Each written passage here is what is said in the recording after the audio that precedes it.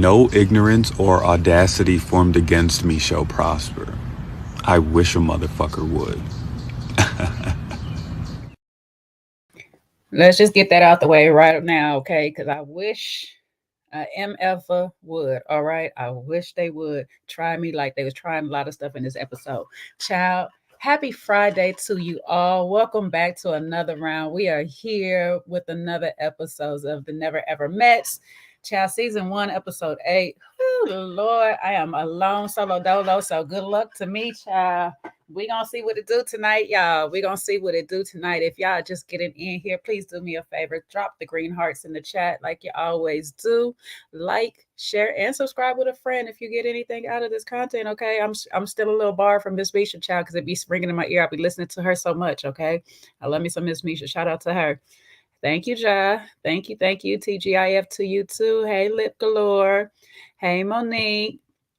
Hey, under the olive branches. Hey, to go to Africa.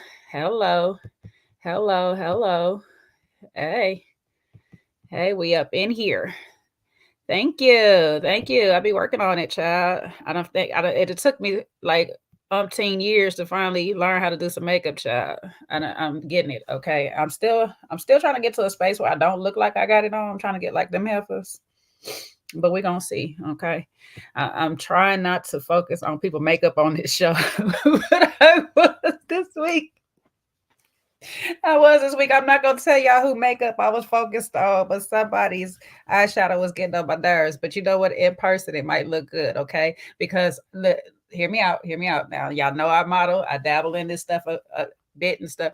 Sometimes we be having some crazy makeup look crazy, but then when you put it on film or on, on camera, it it pop different, it hit different. So I'm gonna leave the people alone. Okay. I'm gonna let them live. I'm gonna let them live. Hey, JME. Hey, Sharon Winfield. Hey, Just Rhonda. What up? Y'all go support my girl, Just Rhonda's page, child. Okay. Cause she be over here dropping these videos for these shows. And when I be telling you, I be over there listening, get my whole Kiki on Tuesday or a Monday. Okay. Not a Friday night Kiki, but I get a Friday night Kiki on a Monday. That's where I go to get it at Just Rhonda's. Okay. Y'all go over there and support my girl. Okay. Cause she be doing her daggone thing over there. I be over there having a good old time laughing, bruh. I ain't gonna hold y'all. Yes, a good Kiki. Hey, Samson. Hello, S. Sampson. Hey. All right. All right. We got up in here. Yes, she's fire. Get up in here, y'all. Get up in here. We got to get this thing started tonight because, like I said, I am here by myself. So, y'all might be in for a show too, okay? Y'all might be in for a show. I don't know why I feel like something is trying to go up my nose or come out my nose. I don't know what's happening right now. Tonight's episode, I decided that it should be probably an old fashioned because it was some weighty situations and conversations that took place, but it got muddled down with a bit of fruit. So it gave a little sweetness to it where I feel like it should have been just straight, no chase, you know, with some simple syrup to make it even sweeter. So yeah, I'm gonna give it an old fashioned for the night, but it's a classic thing. So it was good. It was good, meaty conversation up in here, and there was a few points that I did want to highlight, and we have a little discussion on if y'all want to be with me. Okay, so we're gonna give this episode of old fashioned for you whiskey drinkers that like it on the sweeter side. All right. It started off with, of course, Shay and Josh fussing and fighting still in the bathroom, but at the end of the day, she did what I thought she was gonna do anyway. That's her man, and she gonna stick beside him. Okay, that is her man, and she gonna stick beside him. So that's what it is. We just gonna leave her with her man. And listen, I'm not gonna really hold her because though Josh has made his mistakes in the past, and I just listen. Years don't really mean nothing on nobody because somebody could be lying to you for years or whatever. But she's forgiven a whole bunch of other stuff, like a whole baby.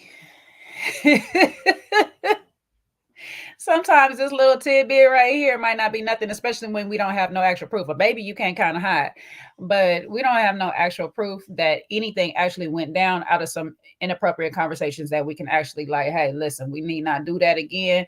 I don't know what the heck was going on.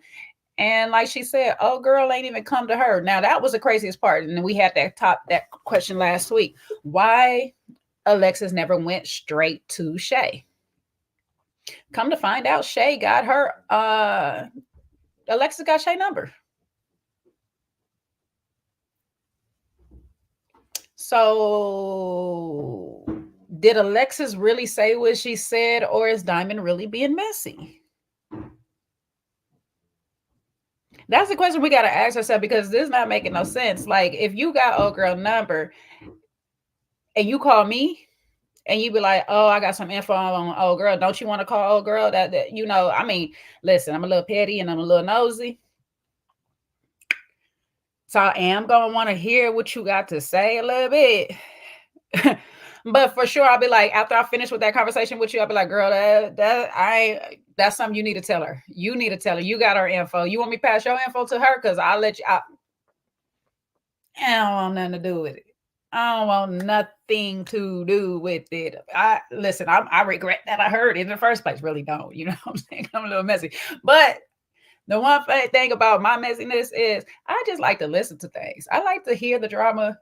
Like, I watch these shows to watch the drama, but not really be in the drama. I don't want to be in the mess. And like she kept saying last week, she don't want to be a part of the mess. So one way not to be a part of the mess, even if the mess is told to you, close your mouth. Don't say nothing else. Act like the dead person in the grave. You know what I'm saying? Do you know that saying that they got is, if you want to keep a secret, you got to have a shovel. You know what I'm saying? Keep a shovel. You got to dig one person in the grave. That's how you keep a secret between two people. Act like the dead person. Keep your mouth closed. Stitch it up. I don't know nothing. But Dymond was being messy. That's what I'm saying. She was being messy, and she knows she was being messy. That's why you and stuttering, you know what I'm saying, like Mystical the next day. I don't know if y'all seen it. I didn't remember seeing it in an episode, so I did watch a digital exclusive just before. Let me see if I could find the one real quick. I did watch a digital exclusive just before the episode play, and I don't remember seeing this particular exclusive inside of the. I don't remember seeing. Oops. I don't remember seeing it up in the episode, so I think this particular exclusive was on the side. I don't know if y'all see it, so I'm gonna try to play it real quick. Hopefully they don't trip on me, because you know how these people like to do. But let's see if I can get it to come up. I'm gonna try to play it. I'm gonna do this one. We're gonna go there. All right. What if she believes? Y'all can hear it. What if she does? Alexis, who left the first day I got here? I'll catch you up real quick. Last night, for some random reason, Dymond decided to talk to Lexus, and Lexus told her that I tried her in the hallway. You tried Dymond? No.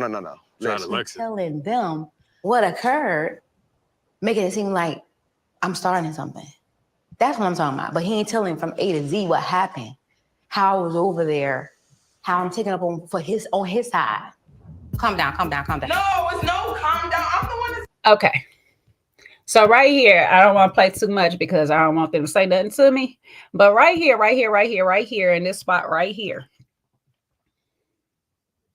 you don't want to be messy, but you still inside the mess after you told the mess in the first place. And then you playing both sides. If anything is messy to me, now this is to me, everybody has their own way of doing law and whatever and stuff like that. But for me, if anybody is playing both sides and sitting in the middle, you just got through telling me some F stuff about my dude, but now you in my face talking about, no, y'all dude is a good dude though. After I confront my dude. You're a whole mess box. You playing both sides. You're not trustworthy. You're playing both sides of the field, and I can't do it. That's just me. You know what I'm saying? And I kind of see why Shay is on the stance that she is with Dymond now. Look, Laura, stop it. Stop. Leave that lady alone. Leave that nice lady alone. Okay. All right. You told Harper to beat me. But nah, that right there, that's messy. Because, ma'am, why are you in the middle? Why are you still here to make sure that I repeat the information that you told me correctly and not put your name in it? That's what it's giving me.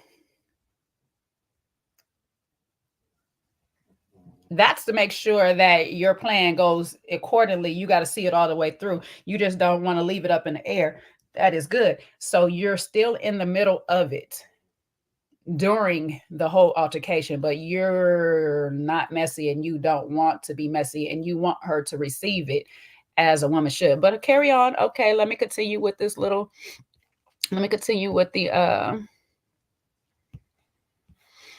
with it though, you know. Okay. All right. Okay.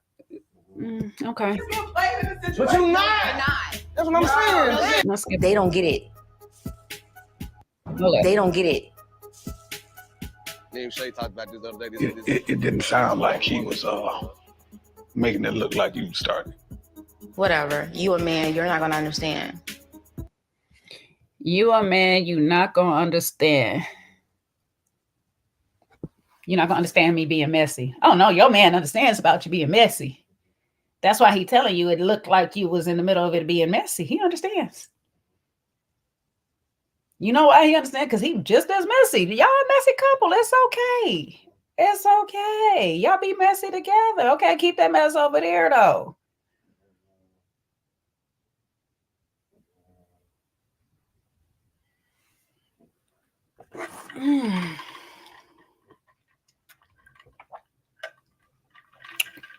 You say you was here for all the smoke Shay had.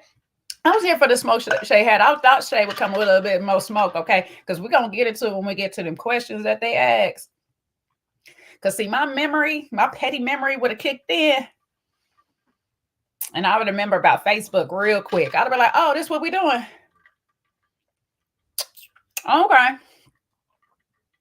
Oh, okay. This will we okay. All right. I recall a Facebook post one time. Let's talk about that. But yeah.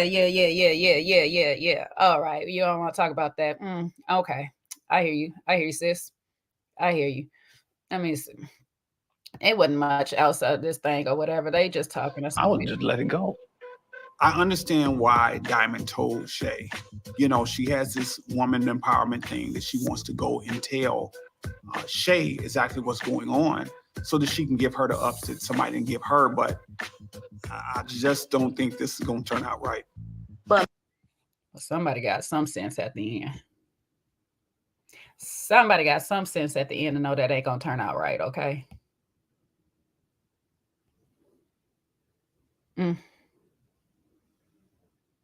Child, I got to yawn because the foolishness that I have witnessed just now, okay, it was just pure foolery just now. Anyways, let's get back to this episode, okay? What you say? I'm sorry, what you say? I got to catch the replay of this, but have you ever seen that old nosy couple that's what they are? They the old nosy couple next door. When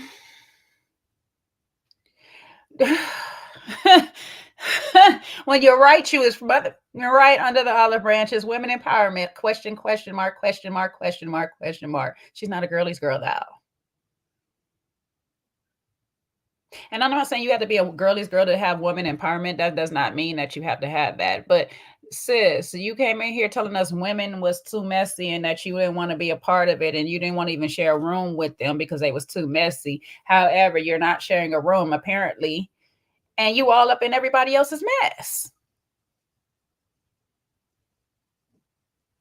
Okay. Okay. So I was glad here, though. I ain't gonna hold you. I was glad that Shay had asked Dymond, how did the conversation between her and Alexis even come up? And right there, Dymond started stuttering real quick. You know what I'm saying? she called me, and then she had like, she was asking about you, and then I mean, she was asking about everybody too. You know, it wasn't just you. She was asking about us all. You know, she wanted to know how we was all doing and stuff. And then she just proceeded to tell me. I was like, she just proceeded to tell you.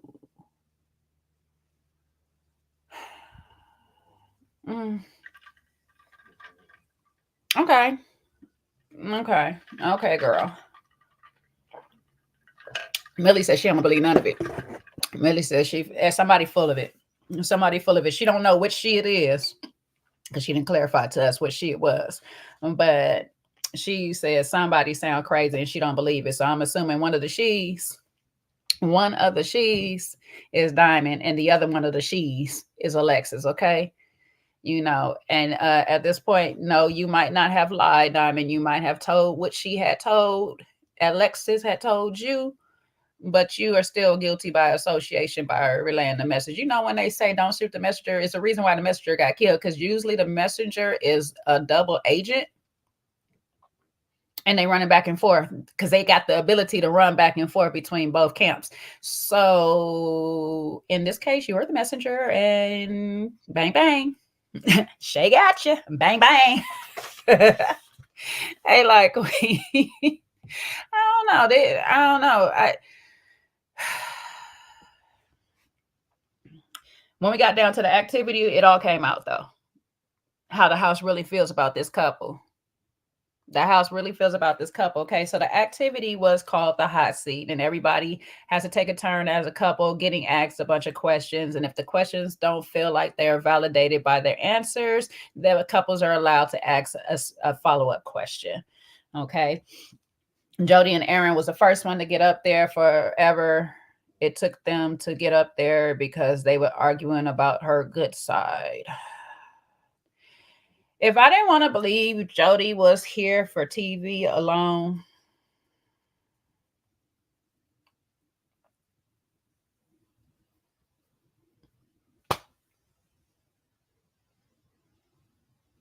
these people know how to piss me the hell off, okay? These people know how to piss me the hell off. Sit your behinds down and so we can get on through this daggone process, girl. Like, what the hell is wrong with you? Jesus, you know that we be filming for hours. Sit down. Talking about my daggone good side. Sit. And he over here talking about say please. Boy, move over. Shoot. Dang it. Like, ooh, I'm irritated with you both as a couple. Good Lord. Just sit somewhere. They be messing with my Leo patience. My patience is not set up in the way that I got time for the foolery. If y'all know how long filming takes sometimes, and these people want to play acting and get my good side and all this, y'all not. Sit down. You should have made both sides good. Stop. Don't just comb one side of your hair, comb both. Damn it. Look. This way, that way. Okay, it don't matter which way I go. It's my good side. Okay, as long as the camera see me. That's all you need to be thinking. Matter of fact, you can sit at this angle if you want to. I could sit at this angle if I want to. But is you gonna lean up on him? Is you trying to lean up on the man? Did you want to sit at an angle where your back is linked up against him and you in a friendly little hug or whatever, and he can wrap his arm around you and y'all can be a team couple? Were you trying to sit like that? Or were you trying to sit away from the man? Because other than that, then I don't understand what this argument about sit your down and somewhere. God dang. First question they get, how long do y'all see yourselves being in this relationship? Long term, short term? Child, is short term. Aaron can say long term all he wants. It's short term. Child, by the end of this, show, this relationship about to be over. Probably by the end of the next episode, it might be over. I don't even. That's it. Ooh. No. I'm irritated with them as a couple. That's it. That is it. That's all. They play too much. They playing in our face too much. The poor boy is so in love, and the girl can't stand him. Okay, so child, Jody gonna get us what I don't know on the short term or whatever. She don't know because it's short term. When you don't know, it's short term.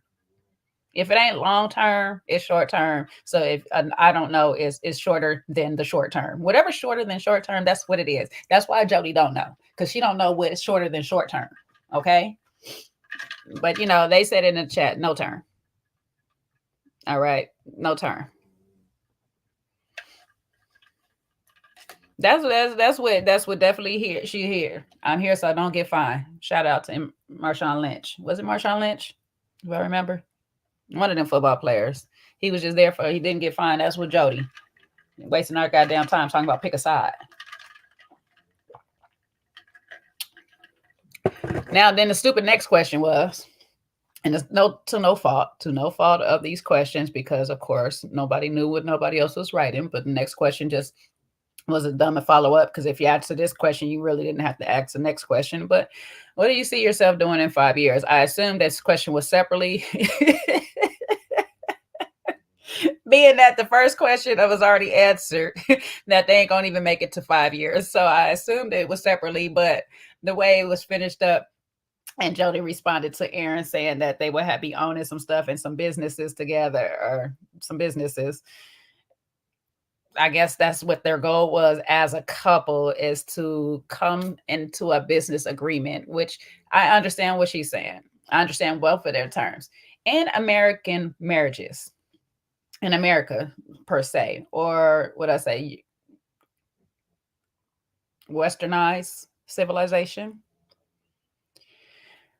we tend to view marriage more as a business thing anyway. Now, I know a lot of people would like to argue all that stuff or whatever, but the rate of divorce and how high it is lets me know that marriage is really viewed as a business and not out of love, not as a union before God anymore. It is strictly a business purpose. And once the business goes sour, we dissolve the business and we go our separate ways.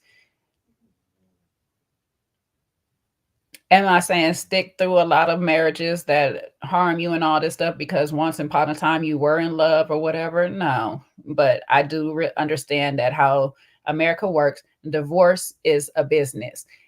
Marriage is a business. They charge you about $40 to get married, and they cost you $40,000 to get divorced. It's a lucrative business.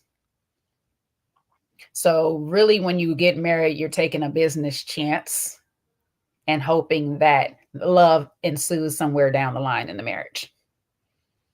These two already up front is like, if we get married, it's strictly for business, because what we all can see is there's no love, there's no romance, there's no chemistry, there is nothing there but a business arrangement, maybe future business partners. They got less chemistry than actual business partners. That's really crazy.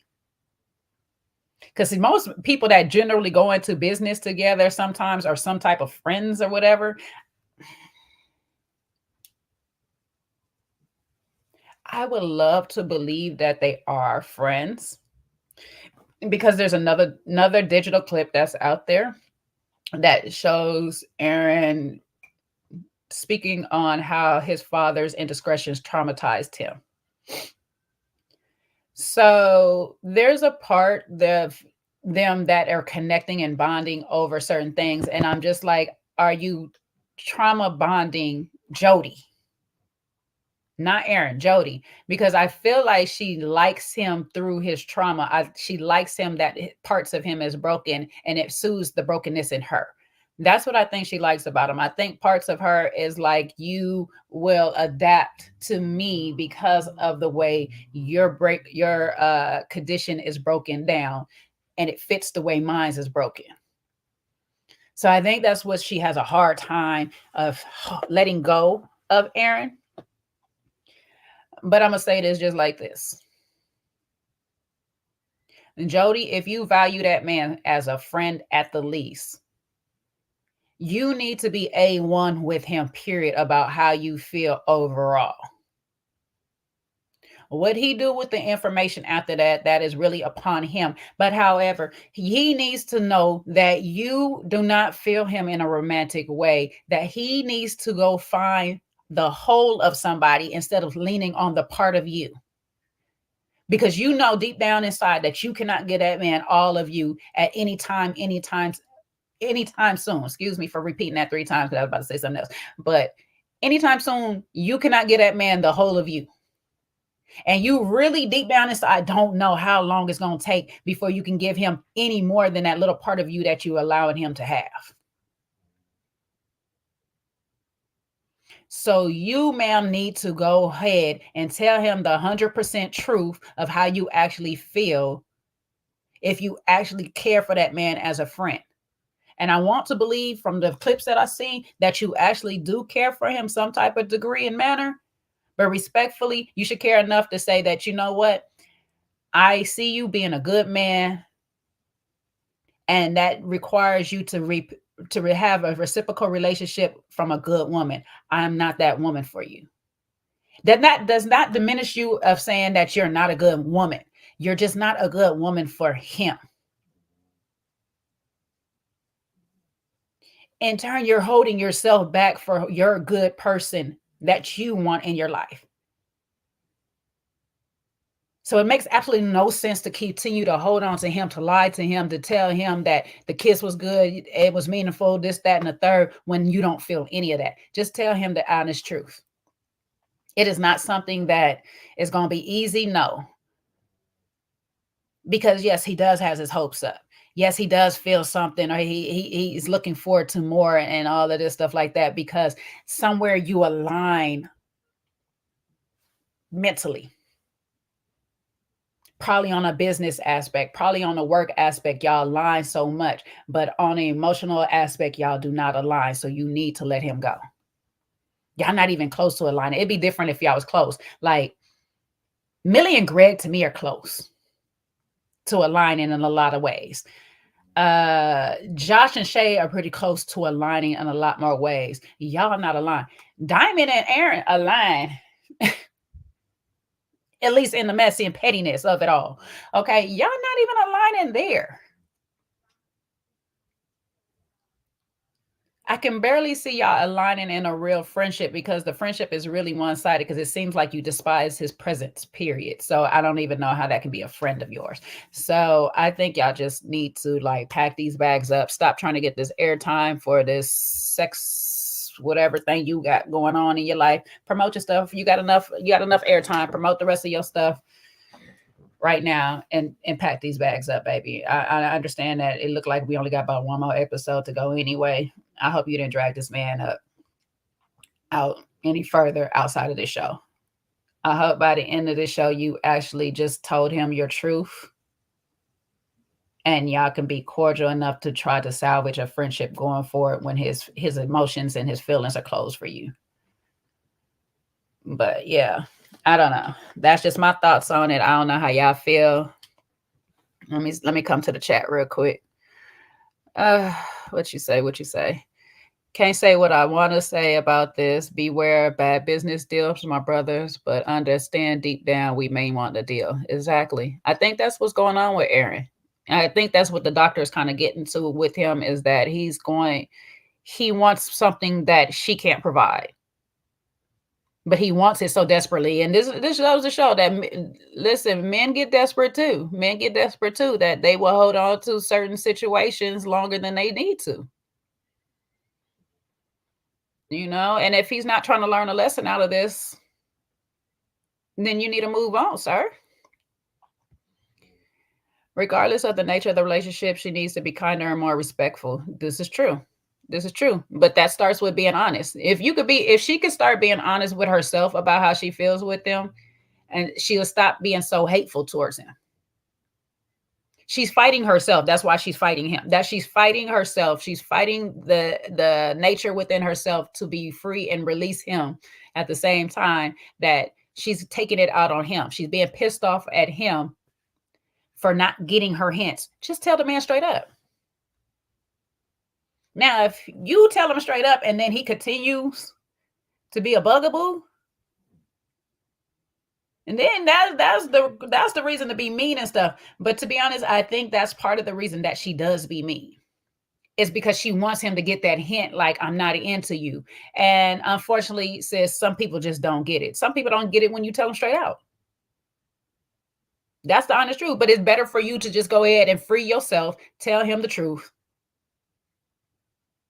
Because then you'll stop holding on this emotion, harboring this negative feeling within inside of you, because you're not living in your full happiness, because you're holding on to him or whatever the case may be. Just free both of y'all. Be honest. I tried. I came. I did. There was something before we got here. I seen you. Whatever that something was, it was just not it. I'm not ready to have a real life in-person relationship. Whatever the case may be, you might just be stuck on the emotion side and just have to be in the computer of it all for a while.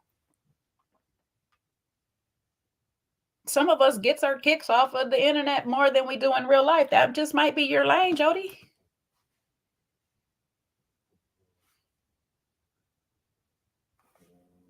You say Jody loves the fact that this man is swooning over her, but at the same time, she's not feeling him.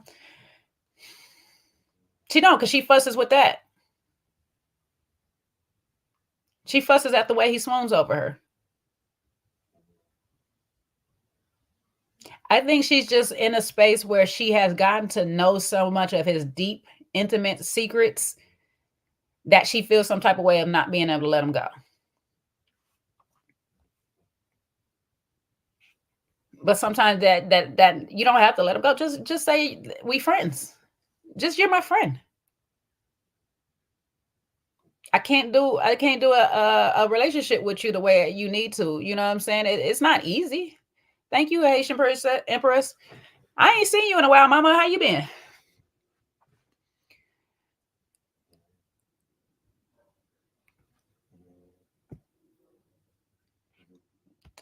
Hello. Get your computer love on, baby. Love them from afar. You know, you might need a part-time lover, you know. For me personally, I think she want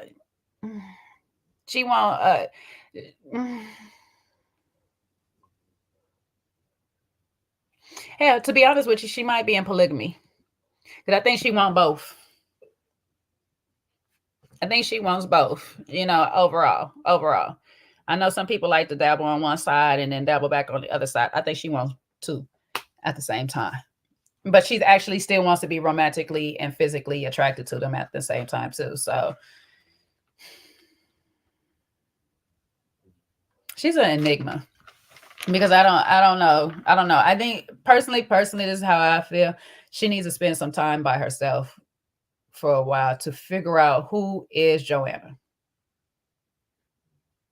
Who really is Joanna in this day and age? What does Joanna want? Hey, what does Jody want? Because you got two personalities too. So what do both of these people want at the end of the day? And if I listen, them both of them personalities need to be wanting the same thing. Because if they ain't want the same thing, we already got an internal issue right there. And that's what it's giving, that these two people, these two personalities she got between who Aaron met online, Joanna, and who he meeting in person, Jody. They want two different things, and she needs to spend a lot more time by herself. And we're gonna see next week what this therapist tell her. But I hope this therapist go ahead and tell her to live in her truth by telling him the truth, so he can live in his truth, and all of us could be in the truth. Lord Jesus, Amen. Moving on. They both agreed that they were physically attracted to each other. Where is the Maury? Lies. There you go. This bitch.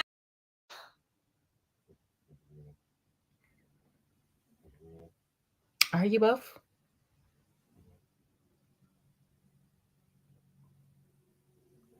Are you both physically attracted to the other?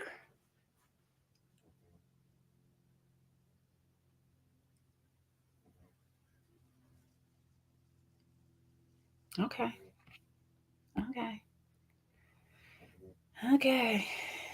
Yeah. Okay.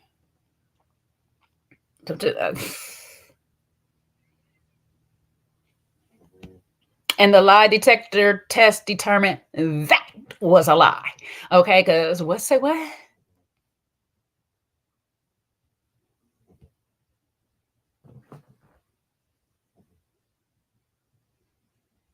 You wasn't feeling the least bit attracted with that kiss, though. And I can tell you this much. I might see you and be physically attracted to you, but if that kiss wrong, I'm no longer attracted to you physically.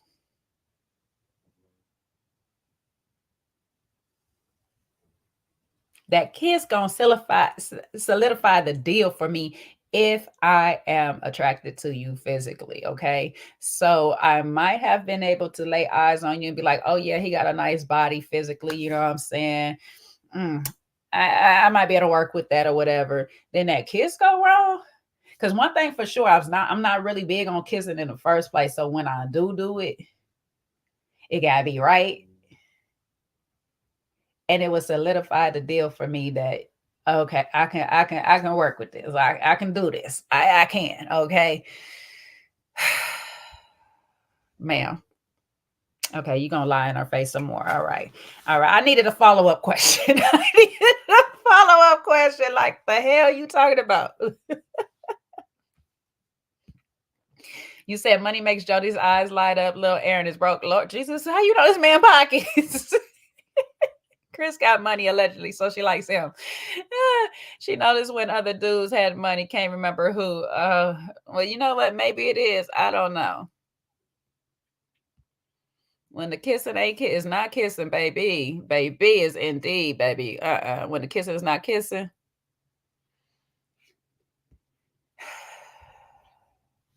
Child, welcome to La La Land, okay? That what somebody said. Oh my God, I heard somebody say Chris was over there twirling. I think that was Miss Misha said that the other day. I was watching her live the other day. She was like, Aaron, not Chris. Aaron was just over there twirling. Why'd you say that man was twirling? When Alexis was parading around the room or whatever, she said the Aaron was just over there twirling. He really be in his own little land and he is not listening. That's the thing. That's what I'm saying, sis. He not picking up on your cues. So if he ain't picking up on your cues because he over here thinking about y'all next move, the next kiss y'all gonna share, he over here in fairy tale land. You need to go ahead and bust that bubble, okay? I need you to be the wicked witch that just come in and just break the, mirror on the wall. Just do it. He was twirling. I need to go back and see the twirl.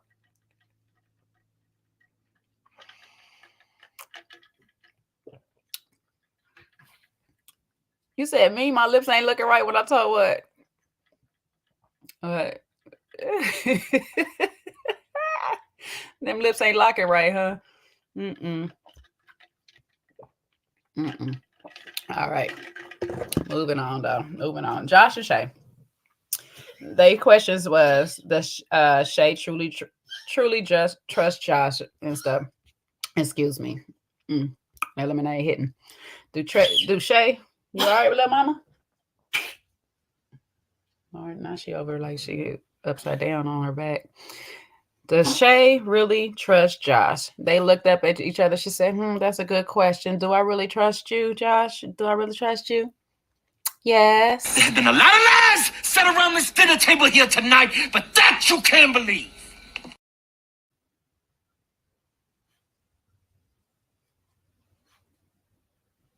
She tried to make us believe that. Girl, you don't trust him. You trust him enough. You trust him more than the people in the house. That's what that is. You trust him more than the people in the house, and that's okay. You trust him a little bit more, but y'all working on it. You're working on the trust, okay?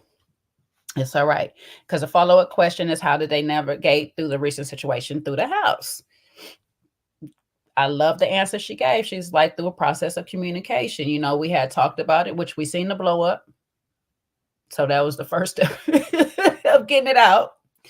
Then they came back. They had another conversation. They processed through it all. It is what it is.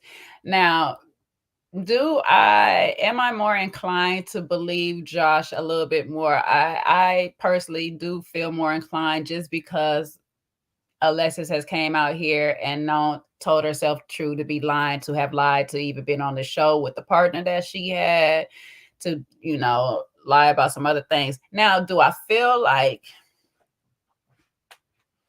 they went in that hallway and had some inappropriate conversations? I do feel like they had inappropriate conversations, but I also do feel like he did tell Shay because Shay said it. Shay basically said that they had some type of talk or whatever. Now, did he tell her everything? That part, I don't know. Everything that was said, that part, I don't know. But she did agree that she was privy to some of the conversation that they actually had. Was he just covering his checks? Possibly. Possibly. But where was they going to F in that house? I'm with Millie. I'm like, where was y'all going to do that? In the hallway to get caught? That don't make sense. That didn't make sense when it was said, okay? I wouldn't even repeat that, Dymond. That was just stupid. When I looked at girl, y'all was going to F in the hallway.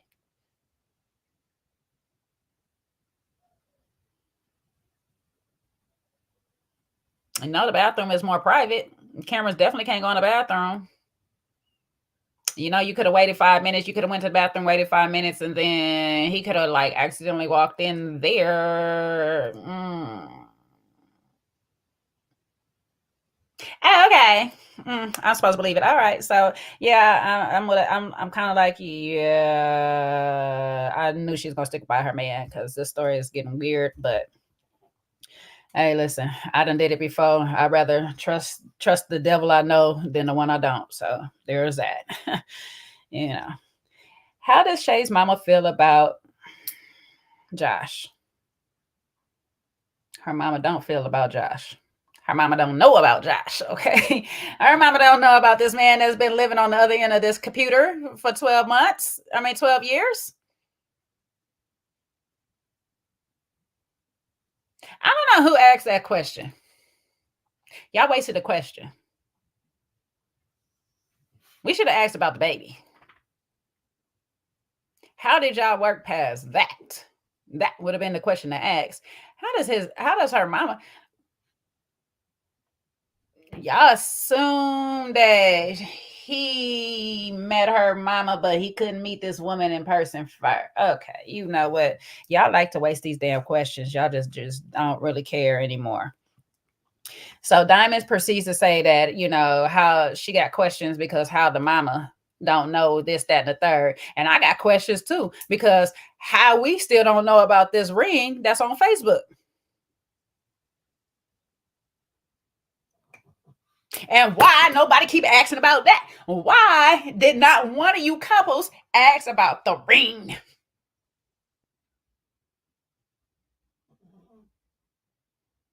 Did he resize that ring? Because I had a follow-up question. Is it the same ring he about to propose to you about? Because I got another follow-up question. Is that lady still in his life to this day? I got another follow-up question. They got a Q&A coming up in their group. I ain't going to ask no more questions, you know what I'm saying? Because they don't want to answer. They're going to skip me. They're going to skip me because they refuse to talk about this ring. Hey, Shawnee. My brother from another mother. Yes, I don't know. I got questions too. I need, no, yes. No, yes to all the questions. I got questions too. I just need to know why these questions weren't asked, but we'll get to it. Chris and Sandia. Yeah, I didn't even remember what the first thing, but they was working through communication and he's improving. I don't remember what the question was, that the first question what they was asked. I really don't. I didn't write that down. I have no clue. I was already bothered by what was to come with Chris, okay? But he's working on making time for her to validate her feelings.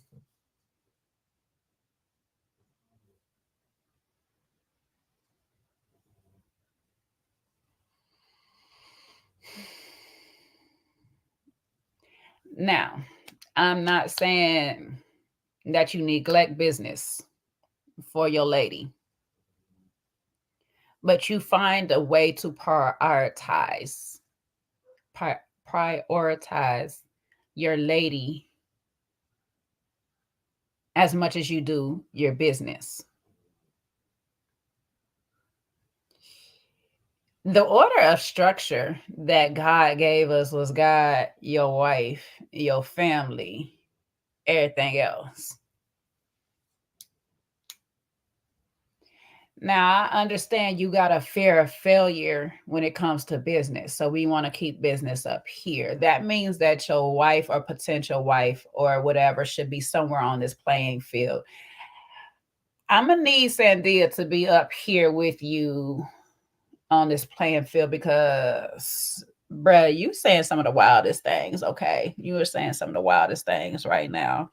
But go ahead and make that time. Somehow, this triggers Chris because between him and Millie going back and forth between it all, he get triggered and starts speaking about this 8-year relationship that he had. And Millie pipes in, speaking of, that was 8 years ago, not hearing what he says because, you know, she's triggered by everything he says. But the relationship of 8 years has really jaded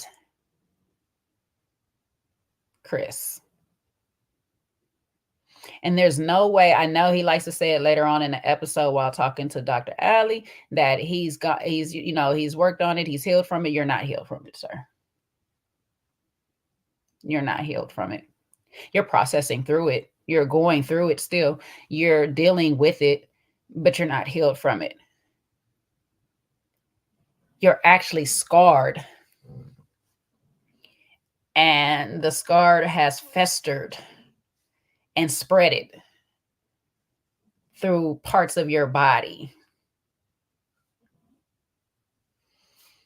So I think you need to get some more healing done with that situation and stuff. What you say, Sean? Sandia is determined to not hear the truth. I don't know if she's expecting Chris to be somebody different. Her and Aaron J. They both got high expectations of their partner and they not listening to the truth. Jody needs to tell the truth instead of trying to demonstrate the truth or whatever. And Chris is saying the truth, and Sandia, unfortunately, is going along with the truth that he says. She's going to lose her voice in the process. She's going to lose her voice in the process because she's going along with his truth, not her truth. She's not going along with their truth. She's going along with his truth. His truth is, I'm hurt. So because I'm hurt, I need you to cater to me in this particular manner.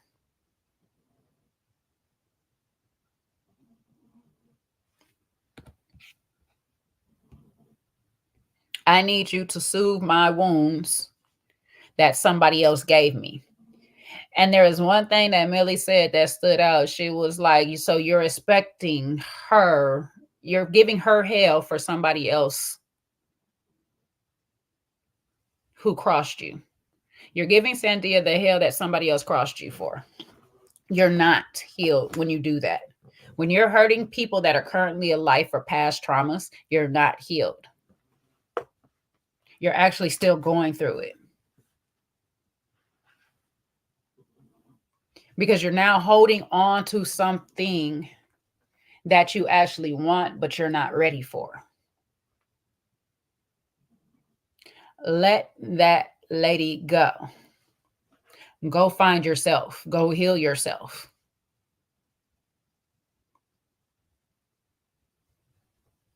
Sit around some men that are in the spaces that you want to be in already. Sitting around that friend of yours is going to only keep you in this space of unhealed, uncleanliness thoughts. The fact that you feel like a woman cannot make decisions because she's too emotional lets me know that you're not healed enough, because you're still dealing with your emotions to the point that you're suppressing them. You're not in control of your emotions by suppressing them, by running away every time things get emotional. That's not somebody in control. That's not somebody in leadership position. Being able to understand and rationalize and properly delegate your emotions is somebody that is in control and a leader that is well equipped for a woman to be dealing with. You're not there yet, Chris. Because every time we have an emotional conversation, you're going to run away. You're not there. You're still in that 8-year relationship where you didn't have a voice, which I picked up on, because in another digital exclusive, he talks about how he can't let a woman rank him when it comes to finances.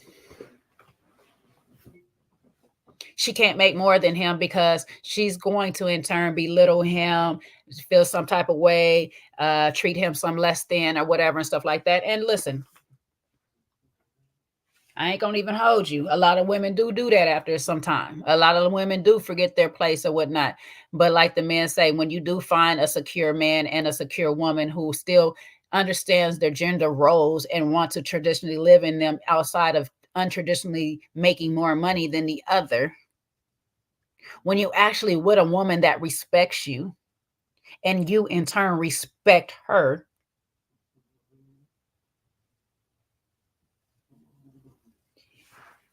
you give her the fruitage and she reproduces it for you. When we understand and respect each other equally, we start to do things as a unit. It's a cycle that goes hand in hand with each other. We evolve and rotate together or whatnot. When one of us is off balance, then we start going separate ways. We start breaking. We start doing other things that we're not supposed to be doing because the unit is no longer in sync. When we're in sync as a unit, meaning that we're both good at our nature. And I love something that somebody said. I don't know if it was, might have been on the inside clip. It was on that digital clip. Let me see if I can find that little piece because I love what Greg says at the end of that clip. Let me go to it real quick. Because Greg says at the end of the clip that basically there's 50-50. And that at the end of that clip, I want to point out.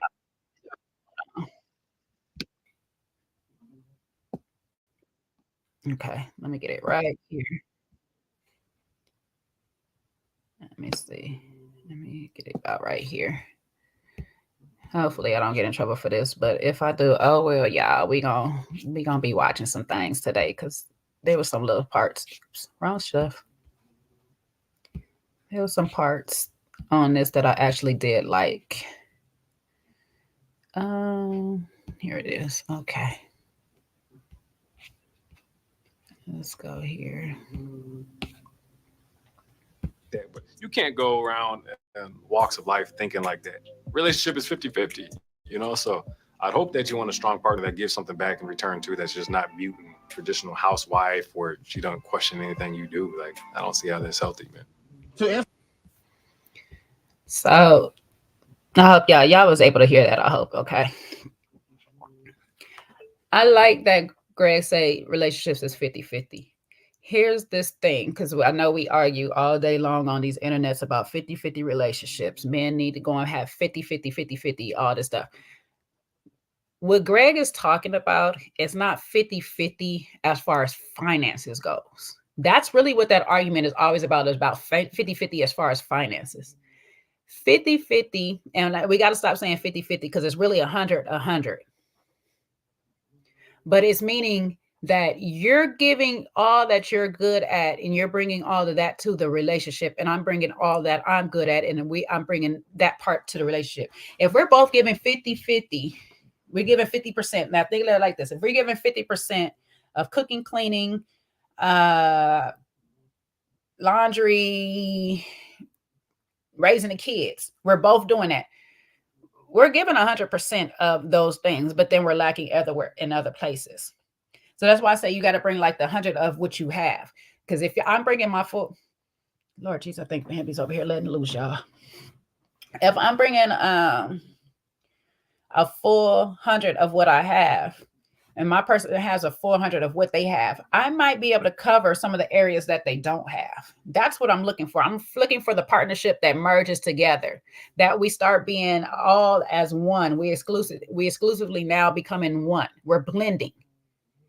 So your 100 is now infusing into my 100, making it 1,000. We're multiplying it. Okay. We're not going to 200 or nothing like that. We're literally multiplying it because now that our merger has encountered, it produces greater weight. So when Taronda starts to speak later on, saying like, you know, you give us a seed, we bear you fruit.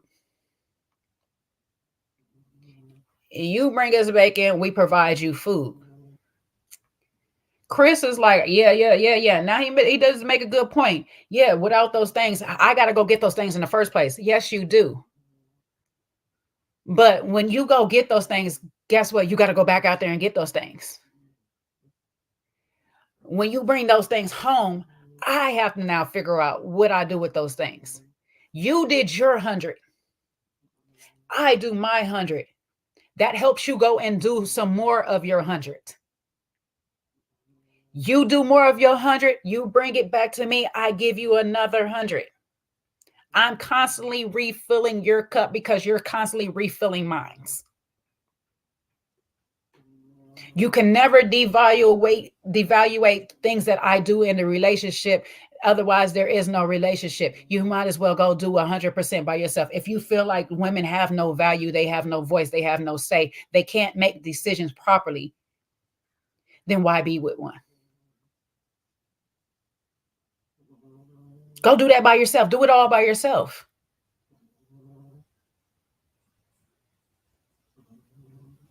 Do 100% of 100 things, everything 100% by yourself. Do it all by yourself. Don't look for Sandia. Don't look for a wife to come and help you out. Make sure that you got something cooked at home. Make sure your kids are taken care of. Make sure that you find peace when you come home. Don't look for her for none of that stuff.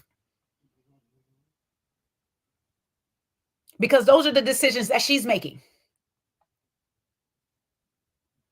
Now, if she's making them, if you know logically, if this is how you believe, you know logically she's making these decisions off of the emotions, then you should be bringing her good emotions.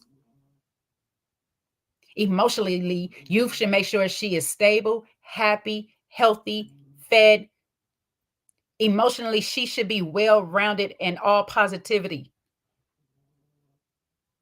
Negatively, she never should feel emotionally. She should never feel negative emotionally. Never.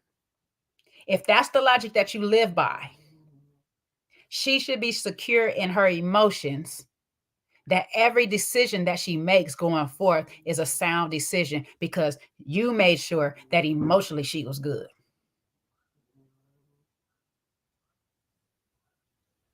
You check into her emotions. You're in tune with her emotions. That's how you make sure that your household is good. But you're not even doing that, Chris. So therefore, you cannot sit here and speak that say that women is too emotional to have decision making and all this stuff when 90% of the home is made by the woman.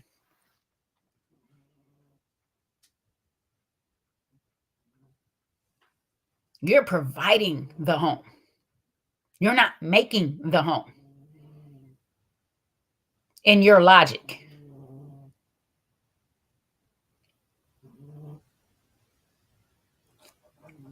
You made her a house. She made it a home. You put in windows. She put in curtains.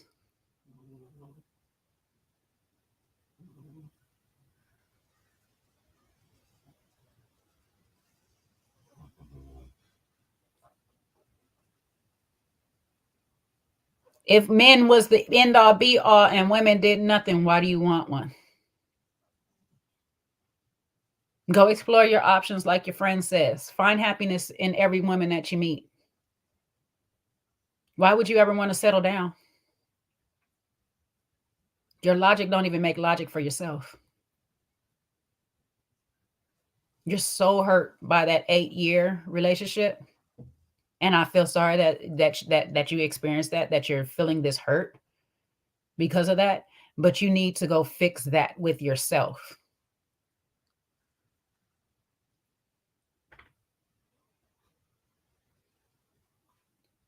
You need to figure out the good of that relationship. And you need to figure out what parts of that relationship broke the best parts of you. Because if you want me to live by the logic that women don't make good decisions, I would have to incline to think that your mama didn't make a good decision when she had you. Your mama didn't make a good decision by meeting your daddy in the first place. But I don't want to think like that. You know what I'm saying? I don't want to believe that because you're here for a reason.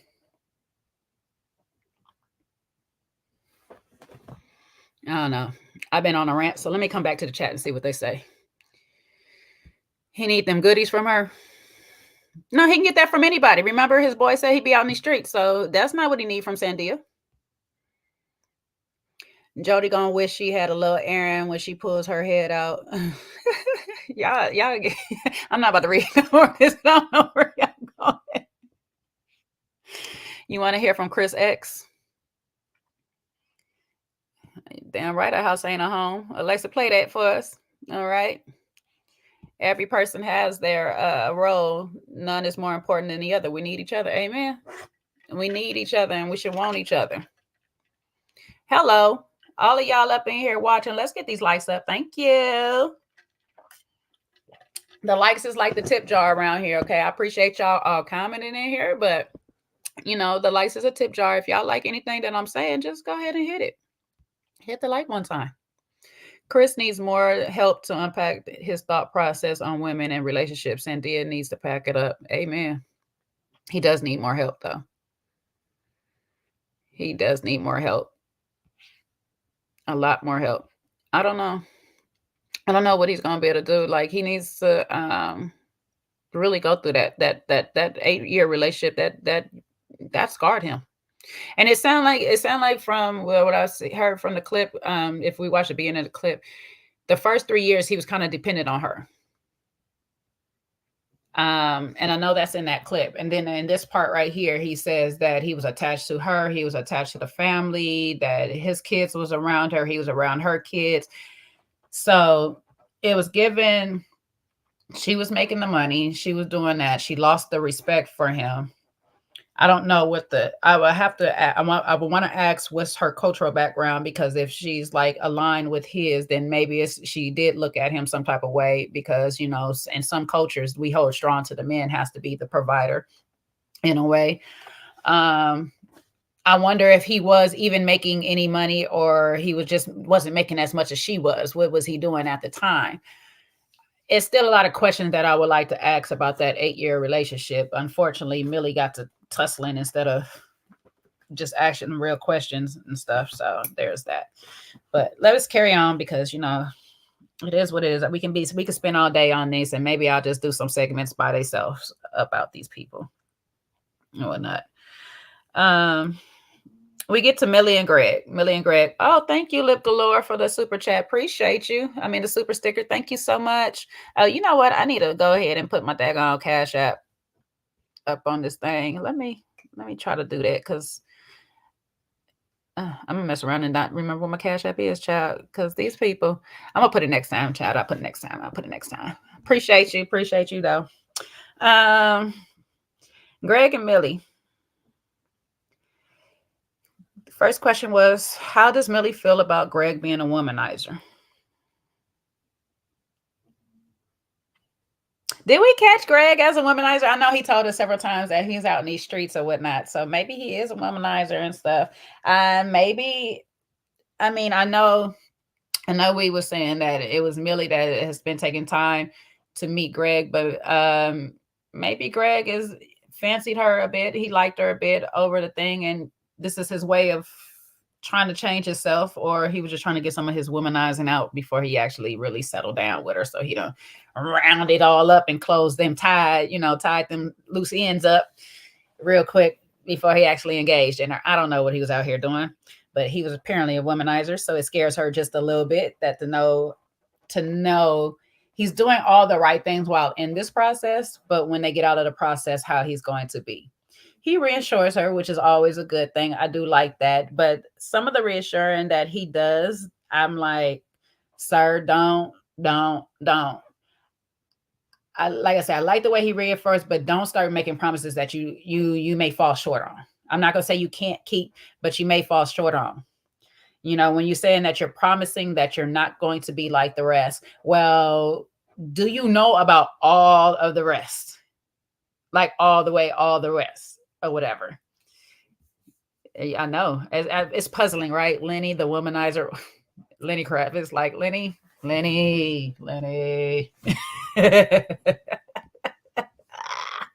don't know. But don't promise her that you're not gonna be like the rest, because somewhere down the line, this woman would be triggered by a whole bunch of stuff. So don't put yourself in a position that you just can't live up to, because you never know what rest she might compare you to. Okay. I just wouldn't promise her that. I just wouldn't promise her that much. Just promise her you're gonna be the best Greg that you have ever been for her. All right. That's what you promise. You promise to be the best you that you have ever been thus far. And you can continue to grow to a better you.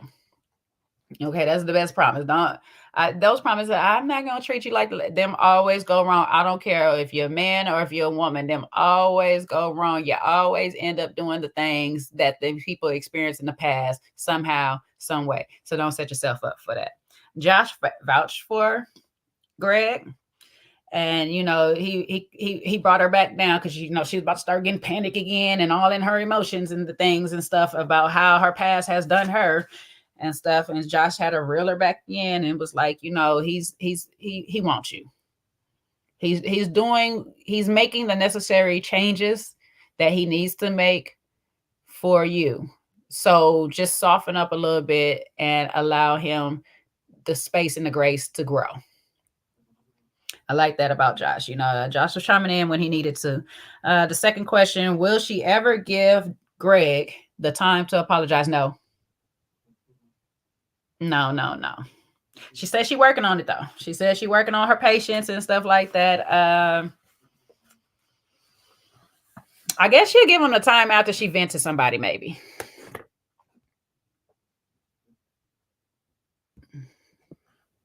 You want to be technical, Trey Mack? Yeah, I'm not about to play with you, okay? He's a man pro, okay? He's a man pro.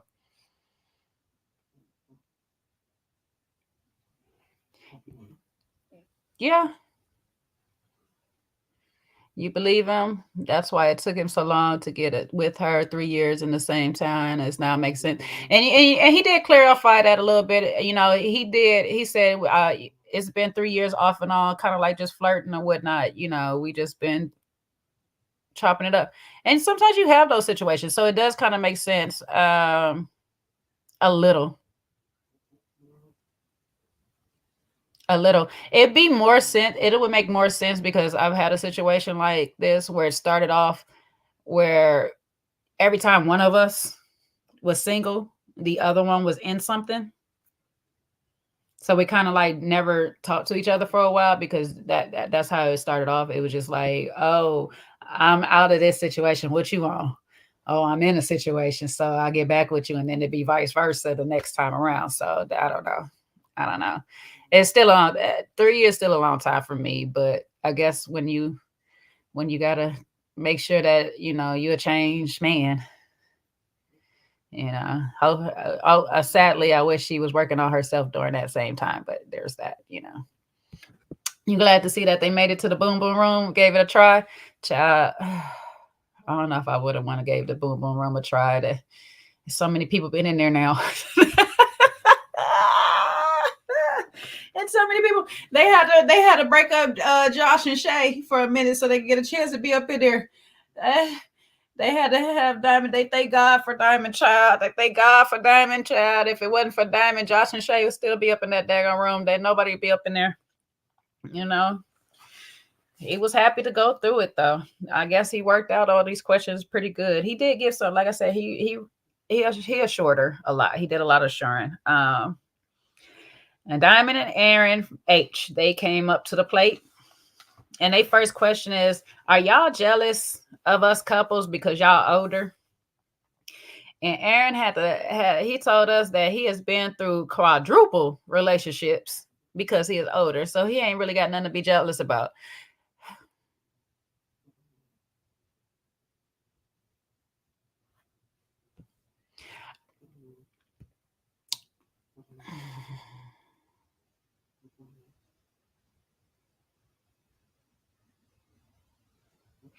Sometimes people just be saying stuff that don't make no sense. Sometimes people just be saying stuff that just don't make no sense, okay? Because you're older and because you've been through quadruple relationships does not mean that you can't be jealous. Because guess what? You're in the same spot as these people.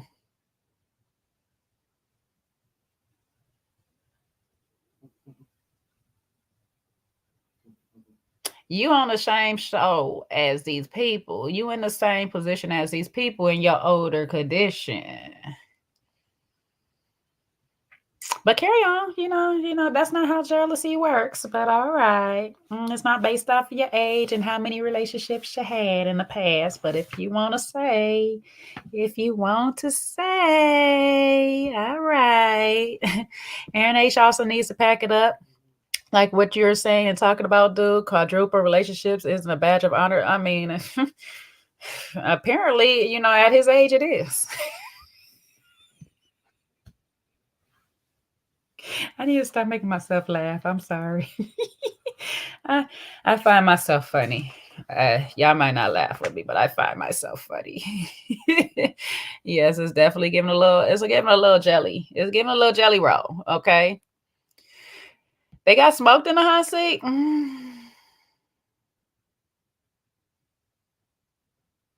I don't know if they got smoked. I mean, it was getting a little foggy. You know what I'm saying? They was already scared of the pressure. They was dragging feet to get up to that seat. Like, bruh, y'all the old couple. Let's show them how it's done. Let's go. Get up there. Get in that seat, baby. Let's go.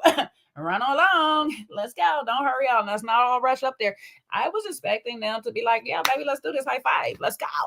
Answer the questions away, okay? Because Josh and Shay was like, baby, where is the gun? Pew pew. Somebody, hello. I'm dodging these things like mate Neo up in this thing. So like I was waiting for the rush up there. I didn't even remember Aaron H going in the scene that I seen. I was just like Dymond up there by herself. Where's Aaron? Aaron, get up there. I know he was afraid of that proposal question because I for sure would have been asking that question. Like, my guy, what made you propose to the other lady on Facebook? Where is she? How long ago was that? How did y'all recover? Are y'all still processing through it? Why we can't talk about it if it's a closed chapter for real? If Dymond is okay with this, why we can't talk about it? Ooh, I got questions. Ooh, pick me.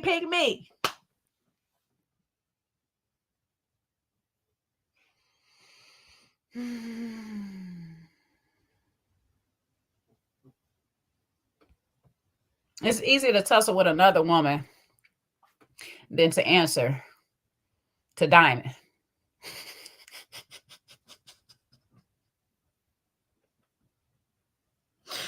Oh, my comments is gonna be lit.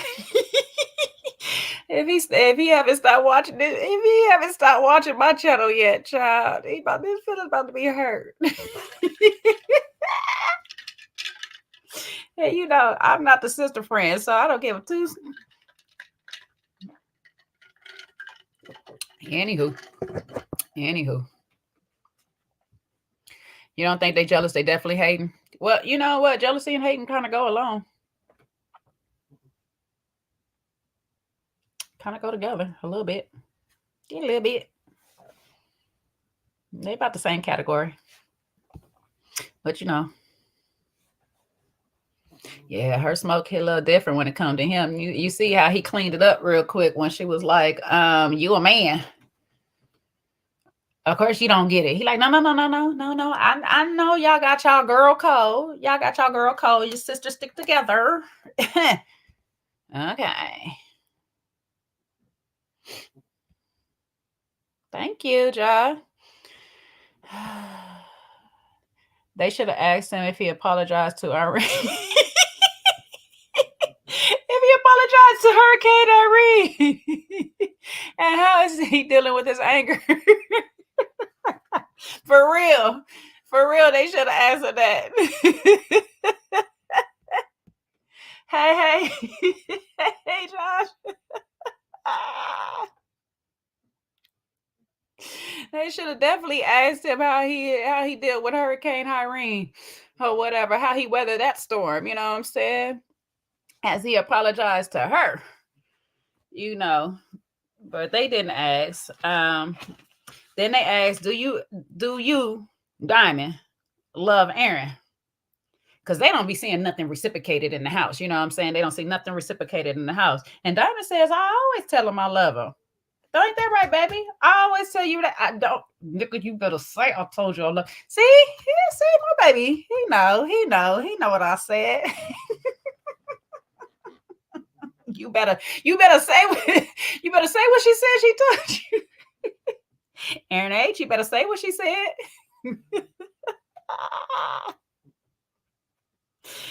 Oh, but the part that took me out, right, was right after that. Aaron J came in and he was like, oh, so you do agree. So you can agree that things can go on in this house without your knowing about. Boom. Aaron J, baby. See, I bet you that right there got Jody a little bit moist. A little bit. Just a little bit. Don't ask for too much now, okay? Just a little bit. She salivated on herself a little bit. She felt a little tingle. She was like, ooh. You know why she felt a little tingle? Because I felt a little tingle when you said it. I said, ooh, that's the air. See, that's the type of energy you need to be having, Aaron. You know what I'm saying? If you don't get petty, man. Get petty, man. Shoot. Oh, your eyes do work. Oh, okay. So yeah,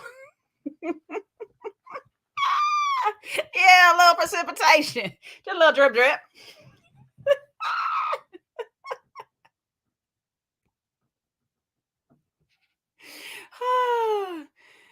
You know what I'm saying? She didn't even tell her daughter she loved him.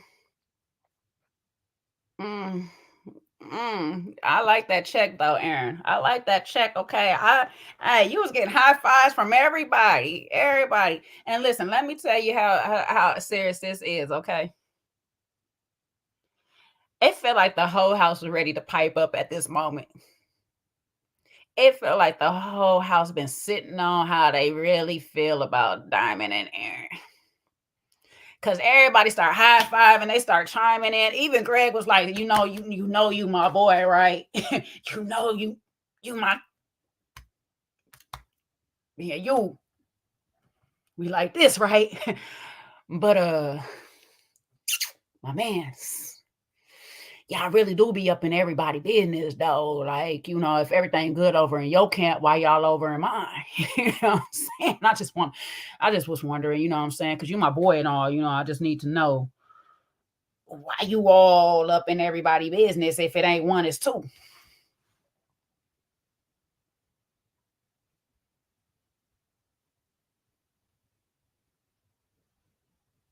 We want to know why y'all in everybody's business.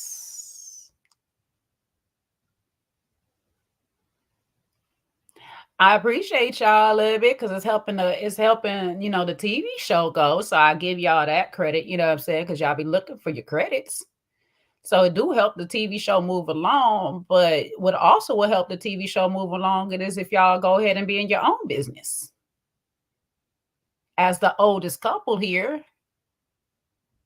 as the words of wisdom, as us in the community like to go to our elders and learn about our past so we don't repeat the mistakes. How about you share those for us so we don't have to learn on our own? Because that's what the elders used to do. Elders used to tell the folklore. They used to tell the stories of the past so that the future doesn't make the same mistakes. See, if y'all wanted to be the eldest and have all of the wisdom and all of that, that's what y'all do. Y'all share y'all trials and tribulations and let everybody else learn from that. Hey, don't make these mistakes that I made. Here's the route I took. Take this route. Go this way. Try another step. I don't sit and watch my child and just be like, oh yeah, I've been down that road, but I ain't gonna tell her that it's a cliff at the end of it. I'm just gonna watch her fall. And then when she fall, I'll be like, well, you know, I'm the oldest, so I've been down this road before. Woo. Yeah, that clip was rough, wasn't it? Huh? Yeah. I'm glad you made it down here with me. No. That's why we're in this position, because this is what we don't do. We don't talk about what we actually should be talking about. We don't tell our children, hey, financially, you shouldn't do this and make these steps or do these things, because I had to learn the hard way.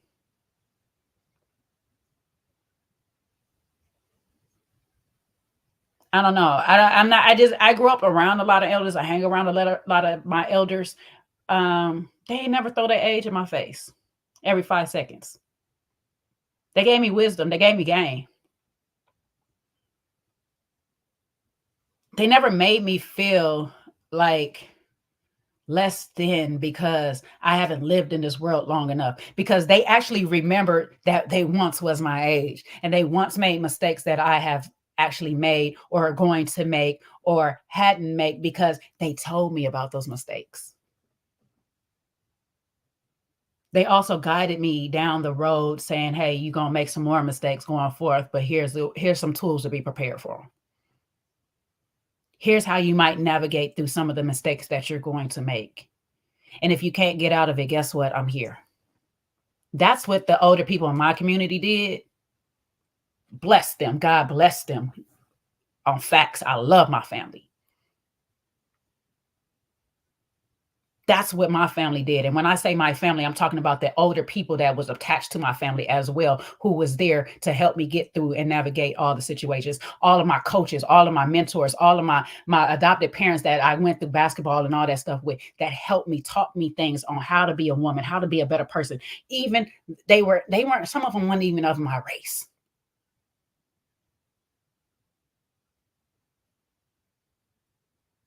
But they taught me how to live every single day to its fullest and not have any regrets. So therefore, I could sit right here today and tell y'all all of my mistakes, all of my flaws, and not feel some type of way about any of them, because guess what? I'm very happy about who I am today. I don't sit in other people's mess. That's not brought on my TV screen, because I'm very happy where I am today. I sit here on this platform and I watch these shows to sit here and be able to help us all navigate through some stuff, including myself, because some of these things, these shows I'll be watching, I'll be like, oh, look at me.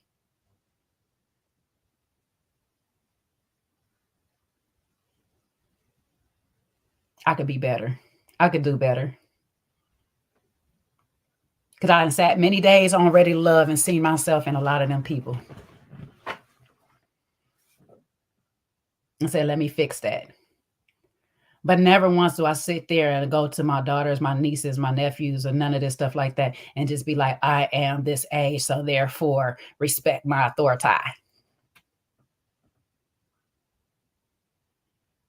I got to this age by luck and God. Mostly God, a little bit of luck. I got to this age for a particular reason, not to throw it in anybody's face.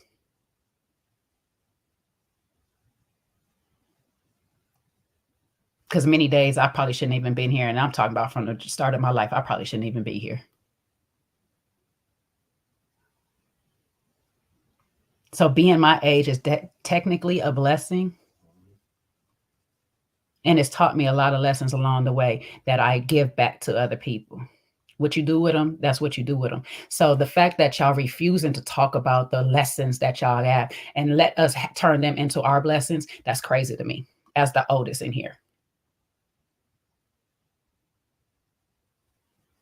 But do y'all, because I'm on a rant right now. Okay, so we're gonna move this along anyway, though.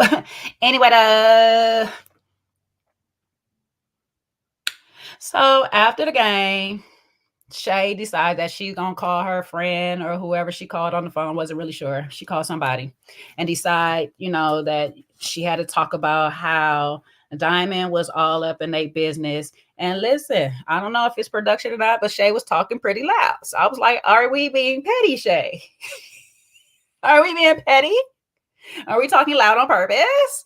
Do we want everybody to hear us in the house? So we must talk a little bit louder so they know that we're in here talking about I ain't mad at it though. If you gotta be petty, you gotta be petty, you know what I'm saying? However, somebody decided that they wanted to be just as petty and follow her all around the house. Sir, why are you following this woman?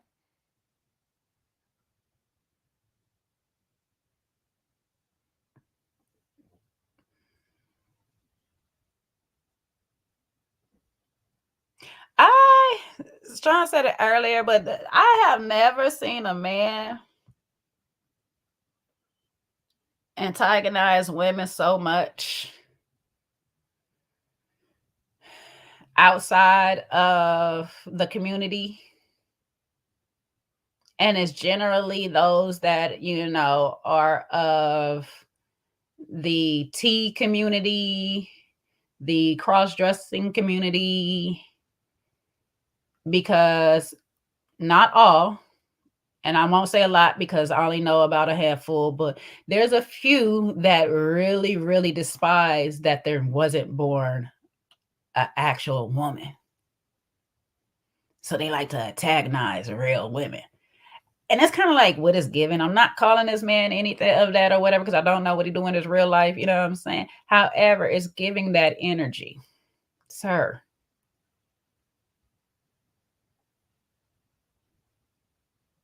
Sir, why are you following this woman around the house?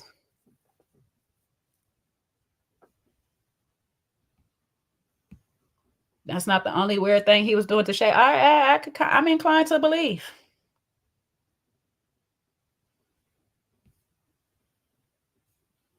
That, and see, this is what I didn't want to say or whatever, but when I be telling, and see, y'all know me that know me here. When I be sitting here telling y'all as a woman, stop doing things that potentially get you in danger with a man, like arguing with a man, being all up in his face to the point that you put your hands on him. Especially if you've been in that situation. This is just with prevention and not victim blaming, but prevention is let me not do the things that could potentially put me in a position that I've already been in.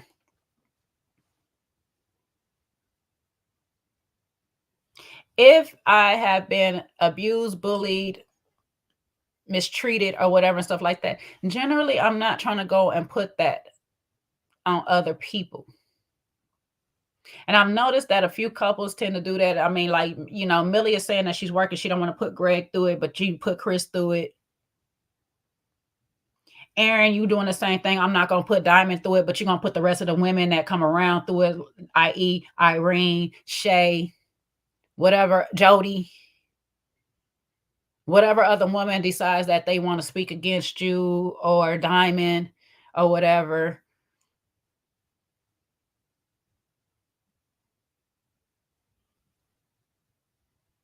When we can prevent all of these things from happening by not even engaging in some of this stuff. If she's not talking to you, she's not talking to you. She's talking to her friend. Go, if you want to be petty, go talk to your friend just as loud. Say what you got to say. But following her through the house, and I know they're going to come and say it's editing.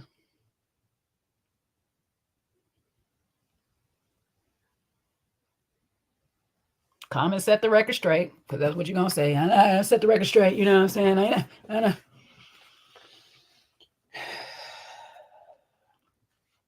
Child, they can't cast me in houses like this, because, see, I know what to do. I would know what to do. I ain't gonna hold Shay. She was being petty, and I loved it in that moment or whatever. You know, let him keep following you and stuff, because it does make him look weird. Like, why are you following me, man? Sir. And then y'all just say y'all spending, then y'all in the game say y'all spending all y'all time together. Go find your lady. Go be up under Dymond. Hell, if anything, both of y'all follow me together, that's a different story. Okay, at least y'all together. But sir, why are you following me by yourself? Go find your lady. Report to your lady. Report to your parole officer. Greg and Millie made it to the boom boom room. Greg is not gonna really tell us. Greg's not really going to tell us what they had going on there. He's going to let us imply what they did up in there. I'm just gonna assume that y'all did everything that Millie said y'all was gonna do. Y'all might have kissed a little, might have touched a little. Y'all talked a lot. That's what I'm going to assume. I hope y'all had a good time. I hope y'all had a good time in that boom boom room. You know what I'm saying? I hope that brought y'all a little bit closer. Whatever needed to happen happened. You know. Dymond's twin came to visit her, Amari. I like the name. It's funny because I got a cousin that is named Ramo for the fact that they liked the name Omar and changed it backwards. So yeah. And so Dr. Ali sat down with the couple. She started with Jay and Josh. Jay and Josh first. Shay says she's been working on not, snapping at him so quickly, being fussy, cussing him down and blocking him. She's trying to not be as angry and as impulsive. And again, to that, I say that because she does have her trust issues, there's going to have to be a lot of patience on Josh end as far as not doing certain things like the thing that happened last week with Alexis, not being in certain positions of where anything can be taken out of context. We cannot sit here and entertain women on an isolated incident where it can be perceived any which way. I'm just sorry. We cannot do that. So it's going to take a work, but a lot of the work does have to be on Shay. I'm going to honestly say that when you have trust issues, as a person who has trust issues and has gone through relationships that decided to be in relationships that have betrayed my trust at some point in time, there is a lot that I have to work on outside of that when that happens, I got to continue to work on it. I can only ask that person to help me so far, but I have to do the majority of the work, meaning that I have to change behaviors within myself that heightens my trust issues.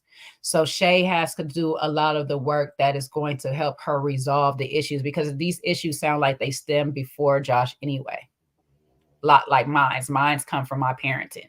So I can assume that hers is probably somewhere down the line as far back as that as well, that these are things that you yourself are going to have to really work on as you grow and get older. And you just hope that you encounter a partner who is willing to work with you through some of those flare-ups and triggers. And that makes you feel secure and safe enough to continue to work on the parts of you that need to heal solo. But they keep you encouraged. You know what I'm saying? Mine's, of course, like I say, is abandonment issues a bit. So it stems into that. And then it got to a space where, because I was out here in these streets like that a little bit. So, and then I grew up in a household where infidelity was abundant throughout the family. Okay. It's just not my particular household. It's just throughout the family. So I was just like, yeah, ain't no real relationship out there. But at some point I said I wanted a real relationship.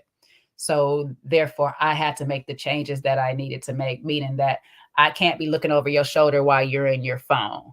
I can't sit here and think that every girl that you like on Instagram is a potential or whatever. I have to turn this off sometimes. That overthinking in the wrong areas, I got to turn it off sometimes. And I have to actually apply it more into trust.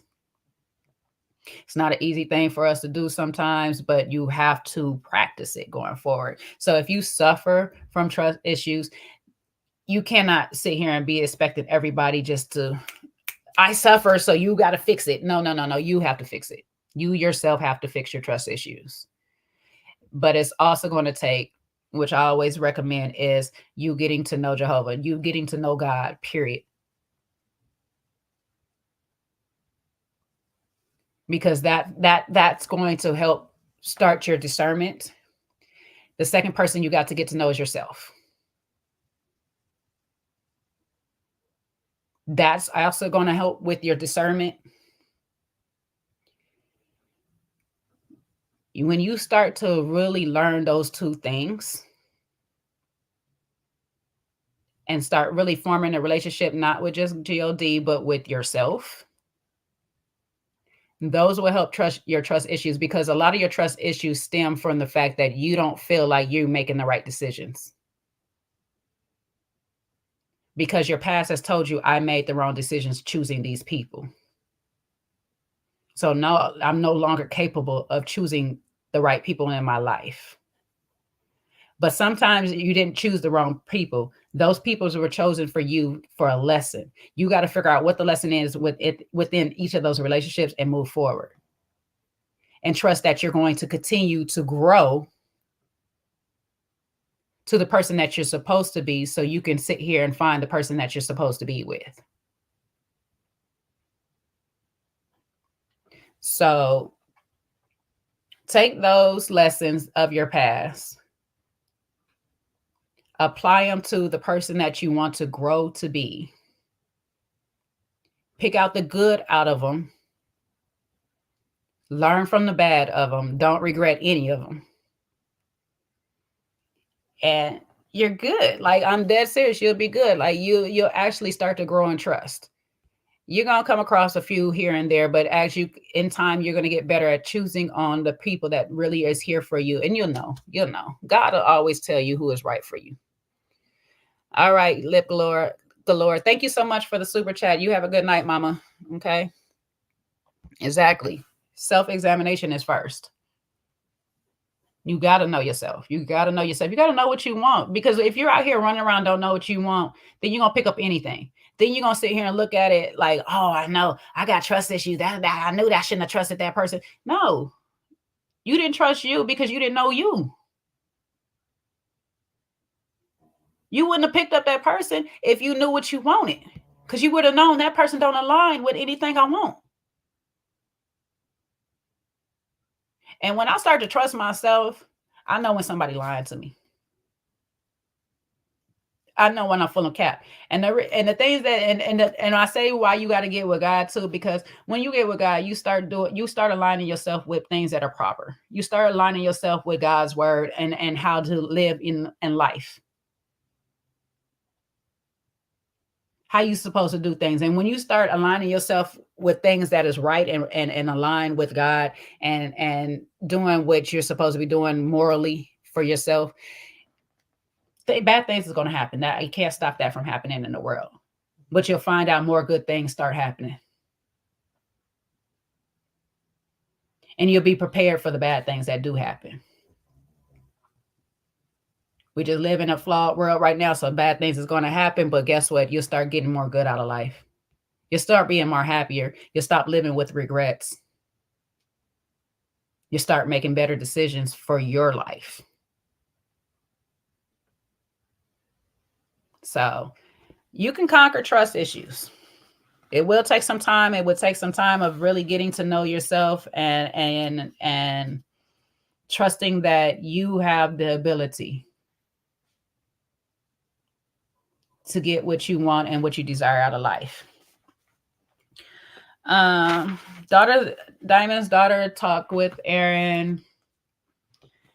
Listen, that man's a car salesman, so I already figured that wasn't gonna go like anything. And then Dymond's daughter is really sweet. She reminds me of my daughter. Like, she gonna look out for her mama, but if her mama is like seeming like she's happy about something, she's gonna be like, all right, I'll stand by your decision in this moment or whatever and stuff. She's not gonna really give too much pushback on something. I think she'll give it when she really, really feels like something genuinely wrong. But this is her first time meeting this man, so I don't expect much. He's, I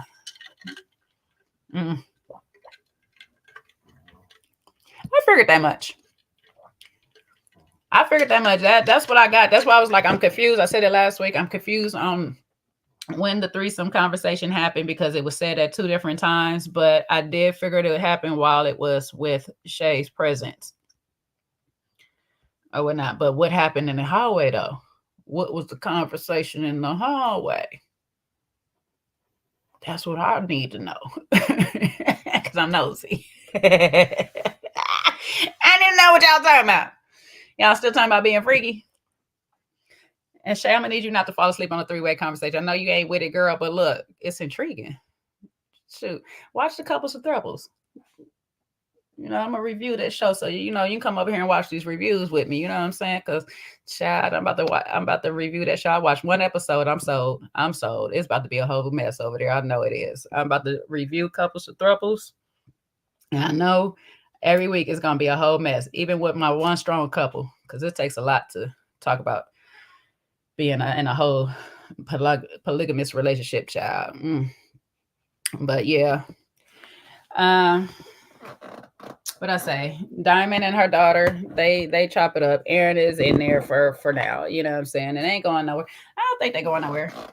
I don't think they're going nowhere just for the fact that, you know, it's funny. It's funny that they're beefing right now,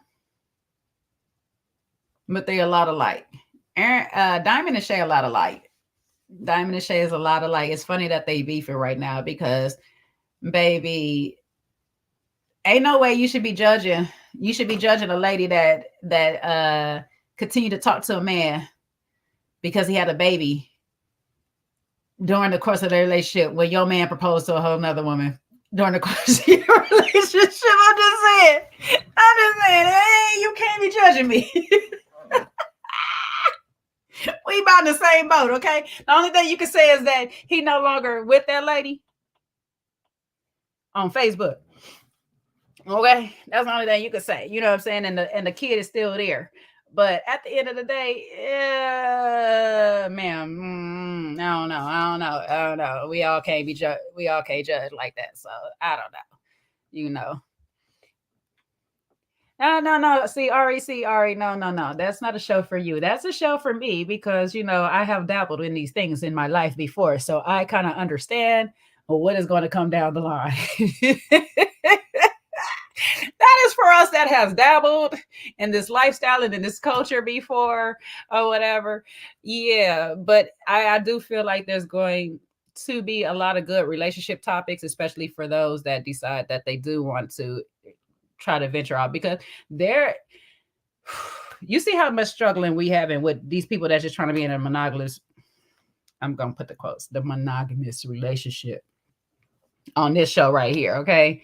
How much they struggling. Child, imagine trying to be with two different people, okay? And we all getting along, okay? That is a lot. It's a lot of emotions. That's like when you try to go to work and you know you mad at home, so you get a little angry at work because your work ain't your peace. When your work ain't your peace either. You was trying to escape home. You was trying to escape home just to go to work to be in prison again. Shit. So it's one of them things. It's that thruples thing. That's one of the things where everything got to just be at sound peace. And when it's not at peace, child, everything at war. Whew, it can get bad. It can get ugly. So I'm curious because like I said, I've only watched one episode purposely, but I'm really sold on it. And so I'm gonna finish watching these episodes because I got this one couple already. I'm feeling like, oh Lord, they the married couple too. That's the funny part. They the married couple, but I feel like it's gonna get real down the line because we're gonna talk about it because it's so much I know. It's so much I know how it go. Anyway, where this ended with Aaron and Jody in the hot seat with the doc. Polo team. Aaron is such a good dude. Like as far as a man that, you know, wants to do for a woman, do all of these things. And it's so funny because I have a friend that is going through this situation with a man or whatever that has been liking her since she was in elementary.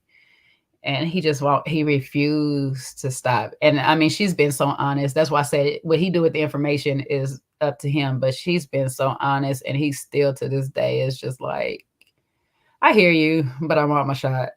I hope Aaron is not, I hear you, but I still want my shot. I'm hoping he's like, I hear you. We tried. I need to go find my happiness. I hope he is that guy. Because at this point, you need to go find your happiness, Aaron. Jody cannot answer any question when it comes to a future with you. So that should let you know that It's just not gonna work.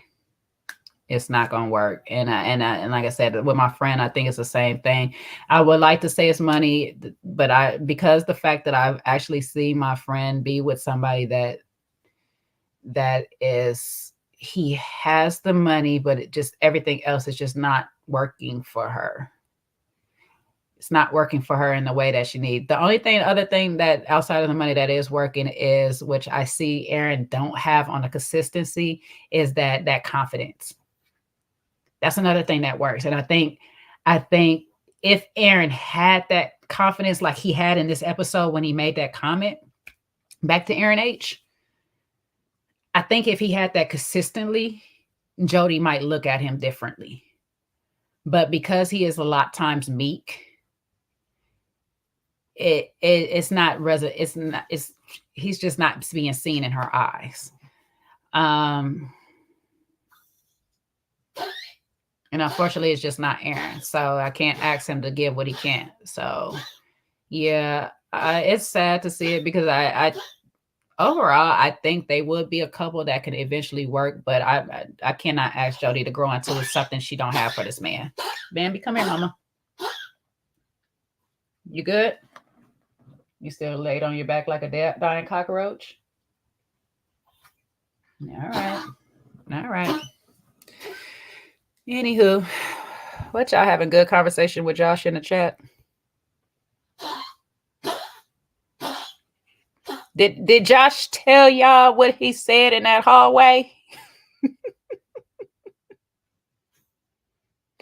What he say in the Jay Say show? Because I see Jay Say show is good in it. Not sure if the question is for me, but it really was.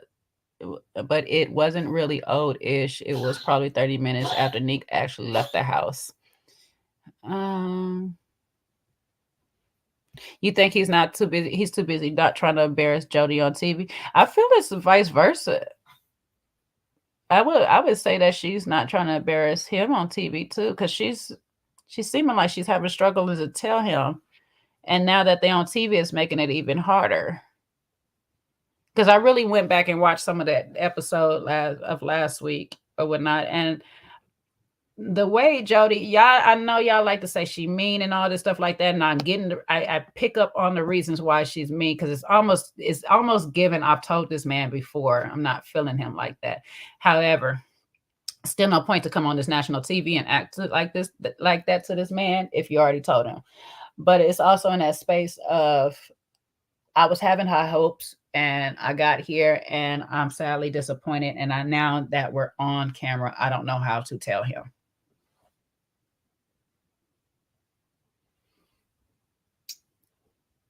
But yeah, I do definitely, I can see where you're coming from, Josh. I can see where you're coming from, that he probably is trying to save face a little bit too by, like, giving her a higher light. But I just need them both to give a balanced light. Like, I need it to be balanced. They're not balanced. They're on one side of the spectrum and the other person's on the other. It's just, I need them to be a little bit balanced. And if he's seeing it for what it is, I need him to come down off of that pedestal he's got this relationship on. You know what I'm saying? Because he's on cloud 9 with it. So, in hopes of not embarrassing her, now he's embarrassing himself. So I need him to come down to reality just a little bit and just like live in that space for a little bit. Like, the reality is, I like this lady. She's a good person. She probably could be a good person for somebody else, just not me. I'm not her person. And I need her to do the same. Is come out of the reality, that out of the cloud that she is I can live, I can figure out something through this. Like, ma'am, you can't. If sex is a big deal so much that you decide that you are going to specialize in it, and he does nothing for you sexually, you're not going to work through that. So I need y'all to find some middle ground on telling each other the truth or whatnot. Like, I don't want Aaron to do it. I don't want Aaron to sit there and say, you know what, I realize that there's nothing going on here. I really want Jody to be the one to go ahead and just tell him, you know, humbly, not all mean and stuff, you know, like lovingly, like as a friend. I really gave it a good shot. I don't want Aaron to give her the easy out. She talk about everything else. I said this before. She talks about everything. She's able to express herself when things are not feeling right to her liking. So please express yourself to this man.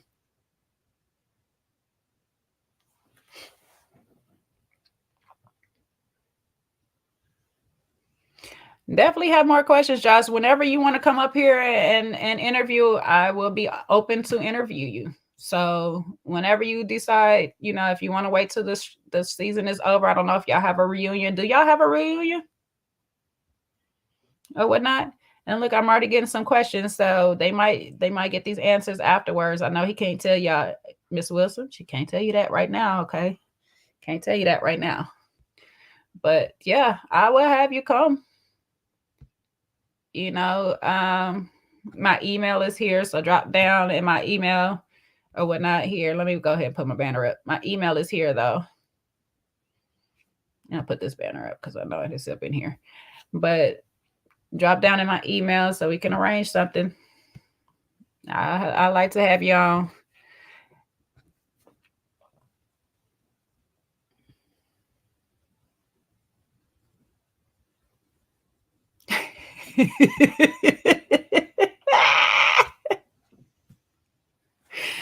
I don't want to see them come on the live talk about what we did for television for a check. I hope not. It just doesn't seem real to me. You don't know. It doesn't seem real for who?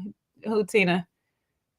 You mean Josh and Shay, Aaron and Jody, Aaron and Dymond, the whole thing, Millie and Greg. You don't seem real for anybody. I don't know. Haven't heard anything about a reunion, and yeah, you don't mind doing interviews. Okay, we'll set it up. Or whatnot. DM me.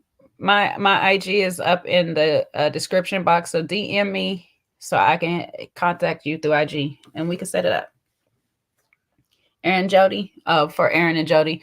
Yeah, I wouldn't mind hearing their story because I'm curious. I'm actually curious on what it is that Aaron is sticking around with Jody for.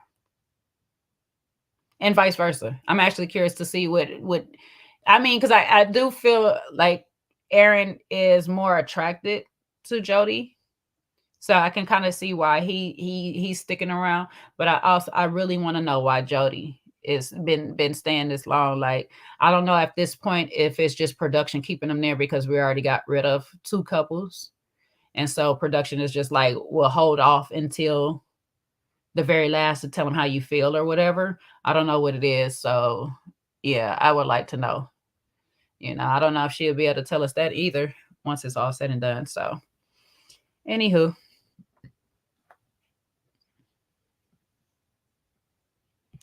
Oh, he would say for some reason production decided not to show anyone explaining their situation. I don't know why, because the backstory helps. The backstory actually helps, like, to know how y'all actually got together, to know what kept y'all in some of these relationships for so long. You know what I'm saying? Like, 12 years is a long time. I would like to know. 3 years is a long time for the same city. I would like to know. 5 years, a long time for a proposal to be in between. I would like to know. So, y'all said send them home immediately. Yeah, I don't know. Another blogger said Jody turned him down for an interview. But you know what? It could be depending on how. Sometimes some bloggers, some people will turn you down depending on how you address them. Because I'm pretty sure if I was to ask Aaron H. and Dymond for an interview, because I'm not biased to their side, you know what I'm saying? I'm open to hear all sides, but I'm not biased to their side. I'm sure that they would turn me down too. You know, some people just don't like the fact that you're going to talk ish about them regardless if you don't care either way or the third. They don't like it. If they feel like they can't manipulate you, they don't want to do it. So everybody has their different reasons on why they're gonna turn down interviews. If she turns down all interviews, then she just wasn't doing interviews. That might be it.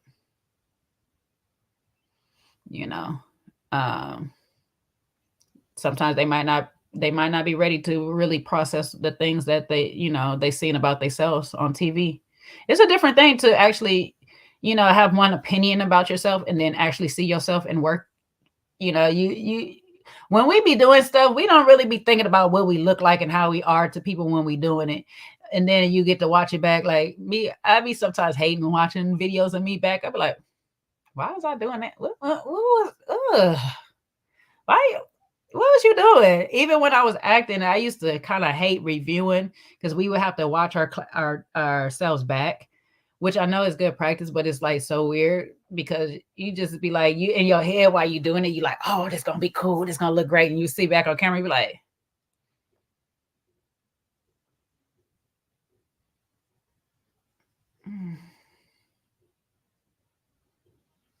I should have did this. I should have did that. Improv was so much better. I'm just gonna put it out there. Improv was so much better because there was no camera there. You just had to do it. You know what I'm saying? And once it was over, then you still be in your head like, damn, I should have said that. I should have did that or whatever. But then you don't have to watch it back and be like, oh, I should have did that. I used to hate watching basketball tapes back too. I ain't gonna even hold y'all. I used to really hate watching my basketball tapes back, especially when I knew I should have made a different move than the one I made. Man, nothing more frustrating than watch you make a mistake twice. So, I don't know. Some people might not interview or whatnot. Some people are only being exclusive with their interviews and all these things like that. It is what it is. People gonna do what they gonna do. I don't know.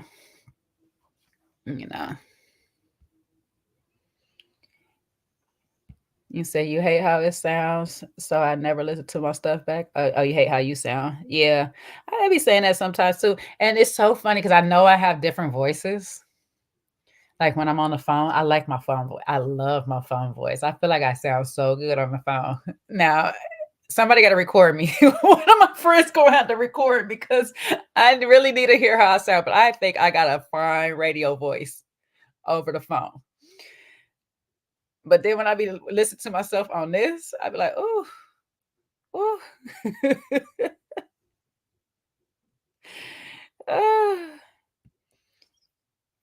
I think you got a great voice, Sean.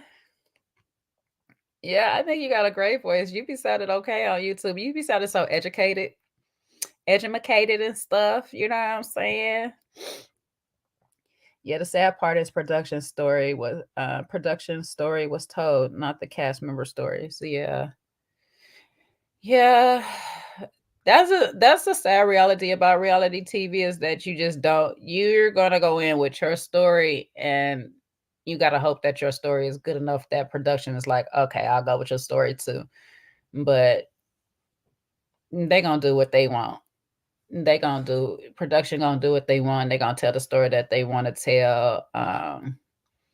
They're gonna tell the story that makes them money, regardless. That's what they in it for. This is about them making their money or whatever. They kind of like they on that Diddy plan. You know how Diddy used to go around when he used to be making a band and all that stuff like that. So it's like, let me get this quick check-in and stuff like that, and F you afterwards. I'm gonna go make up another band real quick, and then we're gonna do that. That's kind of what reality TV is on right now, especially these type of reality TVs. The Housewives and all that a little bit more different because then, we get a person hopefully for a couple of seasons. Sometimes we don't get them for that long, but hopefully we get them for a few seasons so we start to learn about them, get to know them and stuff. But these quick turnover reality shows, they in it for the money, baby. So you a pawn in the game. That's it. You know what I'm saying? You're a willing player to give up your life for their benefit and gain. Unfortunately. So I know that's why a lot of people don't want to do these type of reality shows anymore, where it's just a quick turnover outside of the gameplay of it. Like, Traitors, The Circle, Big Brother, those type of shows. A lot of people do those because there's gameplay involved. There's something else involved in it. But just as far as love and all of that. A lot of these people is just one and done with it. You know, so it is what it is. You said what? You saw the brief thing that Aaron did with Kojo, and I think him explaining the whole nail polish thing. I'm glad he explained his taste. I don't think that was with me. It might have been Sean. Sean, did Aaron come and explain something about the nail polish with y'all? Probably with Sean or whatever. I know he did come into my comments before at the very beginning start of this and explain, something about the nail polish or whatever and stuff. It's just like, to me, because he is an older man, I'm not sure, because his generation is a little bit before mine's, and most of those I didn't know to polish their nails except for a few very eccentric type men outside of black. Black nail polish I've always understood as a thing with men, especially into goth, punk rock, and stuff like that. All right. See you next week, Josh. Hit you up later. But yeah, to have like different color nails and stuff, it's kind of, I know it's like some of the newer generation and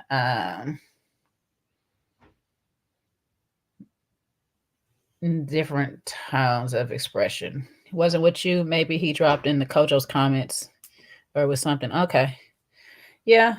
I know he has explained the nail polish things on several different platforms, but like I say, I personally don't know. Like, I knew my father get his nails manicured, get clear nail polish, never a nail color. I knew pimps that got nail polished or whatever, generally like something like this on this finger or whatever. Everybody's different. I'm not worried. He do his thing or whatever. And nowadays,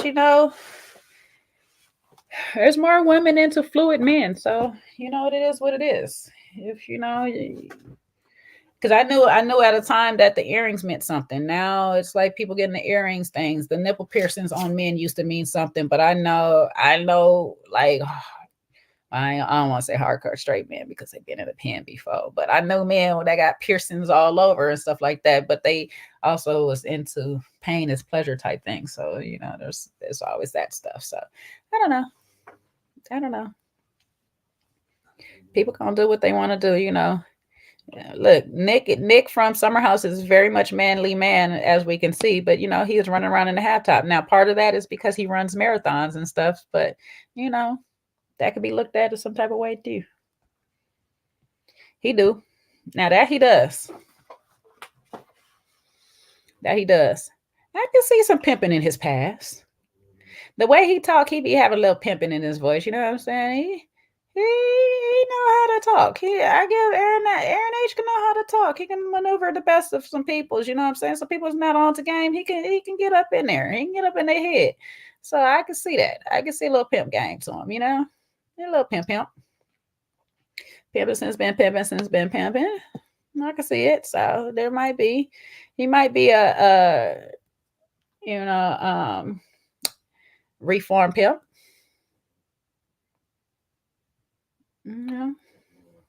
Back in the 70s sound about right. Pimping, when pimping wasn't easy. I can see that. I ain't gonna hate on the hats because my daddy be wearing them hats though. My daddy be, and listen, he done made us kids with some fine heads that we can wear a hat. So I ain't gonna hold him. But my daddy probably was pimping back in the day too. You know what I'm saying? So I don't know. I don't know what my daddy was doing. He might have been pimping too. Hey, they might have been pimping together. I really don't know. I'm gonna have to ask my daddy. You know this man? Matter of fact, I'm gonna ask. I know who to ask because they from Detroit, and he from Detroit too. So they might have seen him pimping out there in Detroit one time, So I don't know. I'm gonna find out. I'm gonna be like, hey, you know this man? Because I just want to know if he was a pimp in Detroit at one point. He might have been one of them great pimps back then.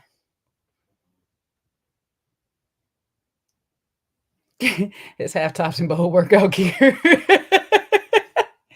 Hey, he do though, but I get it. You know, you want the breeze to be able to hit you while you're doing these long goes run. He running longer than I ever will. I'll tell you that much. I would tell y'all that much. Anywho, well, that's been it for the episode. We got some more to go. Look like next week is gonna be another good one or whatever. We gonna see if 1, 2,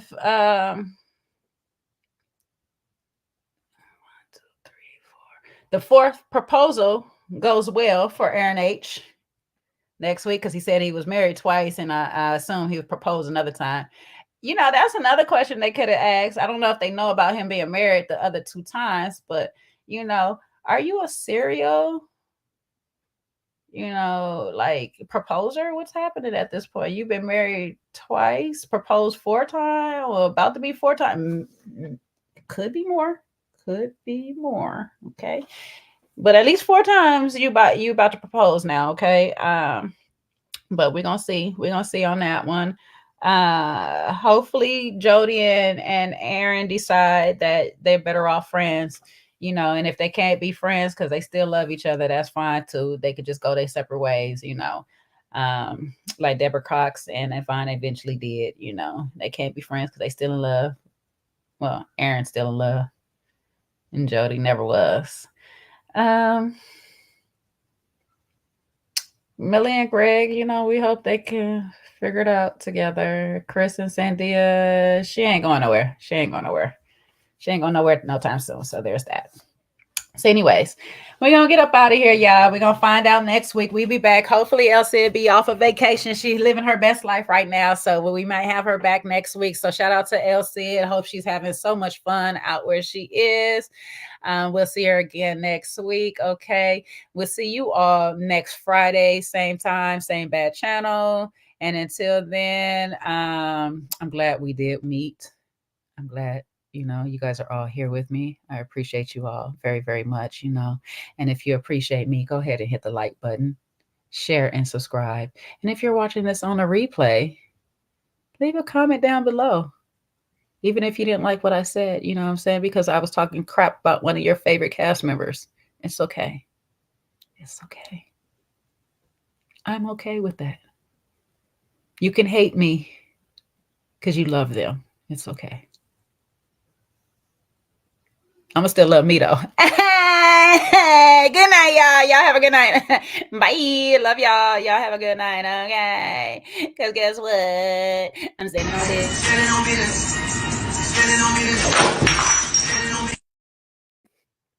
Bye. Whoa, calm down, Jamal. Don't pull out the 9. It's just a joke. Come on. Don't shoot.